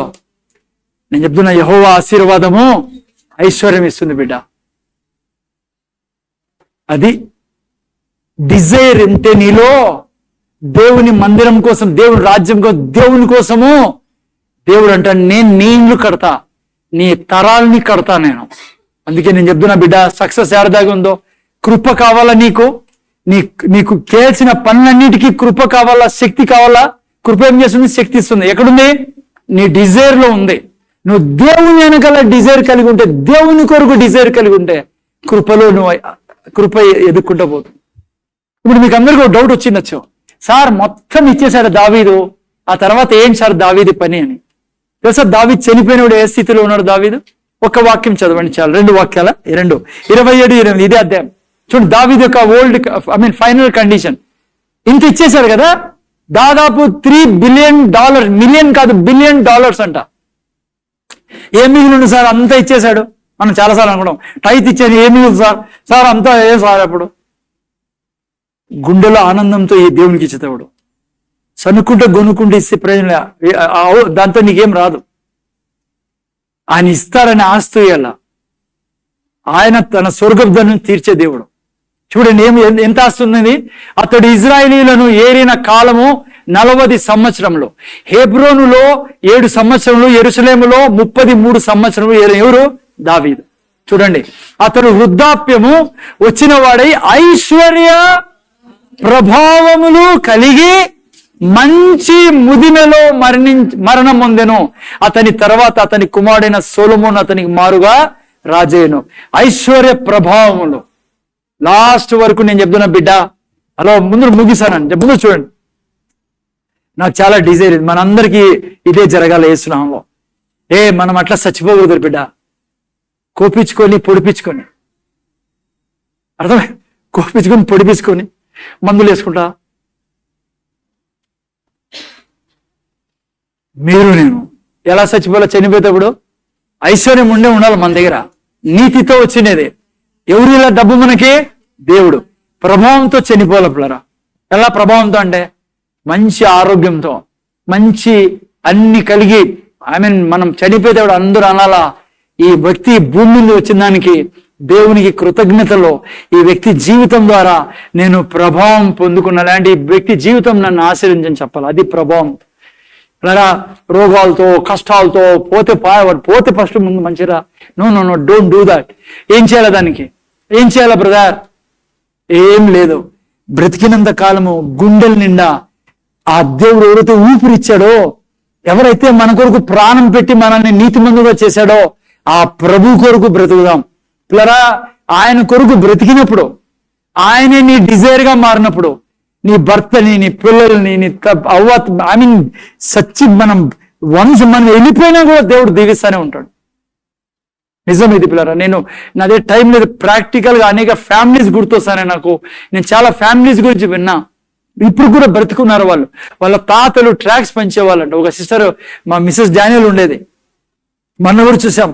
ప్రపంచం అంతా తిరుగుతున్నారు వాళ్ళు భార్యాభర్తలు. ఎంత హ్యాపీగా ఉంటారంటే ఇద్దరు భార్యాభర్తలు. ఎవరో తెలుసు? మిస్టర్ డానియల్, మిసెస్ డానియల్ మన సంఘంలో. కొంతమందికి తెలుసు, సిస్టర్ వాళ్ళకి తెలుసు. జస్ట్ నాకు ఇప్పుడు గుర్తొచ్చింది చెప్తున్నా. రియల్ ఫిజికల్ ఇప్పుడు నేను ప్రపంచంలో జరిగే చెప్తానా. మీకు కావాల్సింటే నేను వాళ్ళ ఫొటోస్ కూడా చూపిస్తా. ఓ రోజు ఇంగ్లాండ్ ఉంటే, ఓ రోజు అమెరికా. ఇద్దరు ఎంత ప్రేమికులు అంటే దాదాపు ఆయనకి 80 ఉండొచ్చేమో, 80 పైన ఉండొచ్చేమో. మేలు చేయటం తప్ప కీడు చేయరు వాళ్ళు. కానీ ఆమెకు ఒకసారి అడిగా, మేడం మీరు ఇంత సక్సెస్ఫుల్ ఫ్యామిలీనే అన్ని విషయాల్లో, అంటే ఆమె ఏమనింది తెలుసా? బాబు నీకు ఓ మాట చెప్తా, నాకు సీనియర్ నా బాస్ ఆమె. మా తాత ఏం చేసేవాడంటే, వాళ్ళ ఫాదరు తాత గుర్తు రావడం, ఫాదరు తాత మొత్తానికి వెల్లూరులో వాళ్ళు ఆఫీస్ పోయి వస్తున్నాయి. మా తాత పని ఏమో తెలుసా? ట్రాక్స్ తీసుకొని బ్యాగ్ లో ఆడ ఒక చోట ఏదో రోడ్లో పోయి ఆడ సాలను కూర్చొని బెడ్షీట్ పరిసి ట్రాక్స్ అన్ని పెట్టి ఆడ కూర్చునేవాడు. కూర్చొని వచ్చిపోయే వాళ్ళకి, సార్ యేసుప్రభు గురించి చదవండి సార్, యేసుప్రభు. ఇది మా తాత యొక్క పని. ఆమె నాతో అని చెప్తున్నా నీకు, అది మా జీవితాల్ని తాకింది బాబు. ఈరోజు మేము ఇంత దీవెనలో ఉన్నాం. దేశంలో దేవుడు మంచి ఉద్యోగాలు వాళ్ళ హస్బెండ్కి, కుటుంబమే ఆశీర్వదింపడిన కుటుంబం. ఇలా ఎన్ని కుటుంబాలు ఉన్నాయో తెలుసా మీకు? చేతులు జోడించి మీకు చెప్తున్నా, లాస్ట్లో ముగిస్తానా. దేవుని కొరకు బతకండి. నా దేవుడు సత్యదేవుడు, నిజమైన దేవుడు, సజీవుడు. యథార్థ హృదయంతో ఆయన కొరకు, ఆయన ఆత్మ రక్షింపడాలా, అందరూ తెలుసుకోవాలా, ప్రభుదే రావాలా, రక్షణ పొందుకునే తాపత్రయం కలిగి ఆయన కొరకు బ్రతికితే నీ కొరకు ఏమేం చేయాలో ఆయన అన్ని చేసి నీ కుటుంబాలు దీవించాడు. కళ్ళు మూసుకొని ప్రార్థన చేసుకుని, తండ్రి నీకు వందనాలు. డిజైర్ కలిగి ఉండడం వలన కృప పెరిగింది దావీదు మీద. మా జీవితంలో నీ ఎడల ఆకాంక్ష, ఆశ కలిగి ఉంటే నువ్వు మా జీవితంలో కృప వెంబడి కృప ఇచ్చి శాశ్వత కృపలో మమ్మల్ని నడిపించే దేవుడవి. ఇక్కడ కూర్చున్న బిడ్డలనైనా ఈ విషయాలు మర్చిపోకుండా సహాయం చేయని. అందుకే నువ్వు నా దగ్గరికి వచ్చిన వారికి విశ్రాంతిని ఇస్తానని. నీలో విశ్రాంతి ఉంది స్వామి, నీలో ప్రతి దీవెన ఉంది. బిడ్డల్లో గుండెల్లో డిజైర్ ఇవ్వండి. ఇంతవరకు అనుకోండొచ్చు, చేస్తానే ప్రతి ఎవరికొని చేస్తానామో, ఎవరు చూస్తానారులే, ఎందుకులే ఇవన్నీ, మాకెందుకు కష్టపడాలా, మా ఫ్యామిలీని అన్ని కష్టపడాలా, మా ఫ్యామిలీని అన్ని చేయాలా, మాకే పట్టిందా, వాళ్ళు చూసుకుంటారు. నో ప్రభువా, నువ్వు అన్ని గమనిస్తా ఉన్నావు. నువ్వు మా గుండె కంటే దగ్గర ఉన్నావు. మా రక్తం ఆగిపోతుందేమో కానీ నువ్వు ఆగిపోవు మా జీవితాల్లో. మా గుండె కొట్టుకోవడం ఆగిపోతుంది కానీ నువ్వు మమ్మల్ని ఎప్పుడు విడిచిపెట్టవు తండ్రి. నువ్వు అన్ని గమనిస్తాన్నావు. ప్రతిఫలం నేను ఇచ్చే దేవుని అన్నావు. నా దగ్గర మీ కొరకు ప్రతిఫలం ఉందని ప్రకటన గ్రంథంలో రాయబడింది. నువ్వు అన్ని గమనిస్తాన్నావు. మీ మందిరం కట్టేదానికి, నిన్ను కట్టేదానికి, నీ రాజ్యం కట్టేదానికి మేము ఏమేం చేస్తున్నాము? నేను ఎంతో ప్రయాసపడిన బిడ్డలు కూర్చున్నారు ఇక్కడ. ఒక్కొక్కరు తండ్రి అప్పులున్నా కూడా టైత్ ఇవ్వడంలో వెనకాడలేదు, ఆఫరింగ్ ఇవ్వడంలో వెనకాడకుండా ఇదిగో నీ కృప ద్వారా ఈ సంఘం మీద నా అప్పును తీర్చేశారు ప్రభా. ఇల్లు నీ వలన తండ్రి, నువ్వు ఇచ్చిన మంచి మనస్సు వలన. ఆ రోజు దావీదు ఇచ్చారు, దావీదు యొక్క ప్రజలు ఇచ్చారు. అదేవిధంగా నేను నా ఈ ప్రజలు తండ్రి సంఘం ఇచ్చారు, నీ మందిరాన్ని కట్టారు. నువ్వునైనా వీరి జీవితాల్ని, వీరి పిల్లల్ని, రాబోయే తరాల్ని కట్టి వారికి కావలసినవన్నీ సమకూర్చమని నా ప్రభు, నా రక్షకుడు యేసుక్రీస్తు వేడుకొచ్చున్నాం తండ్రి. దేవుడు దీవించును గాక. బల్ల కోసం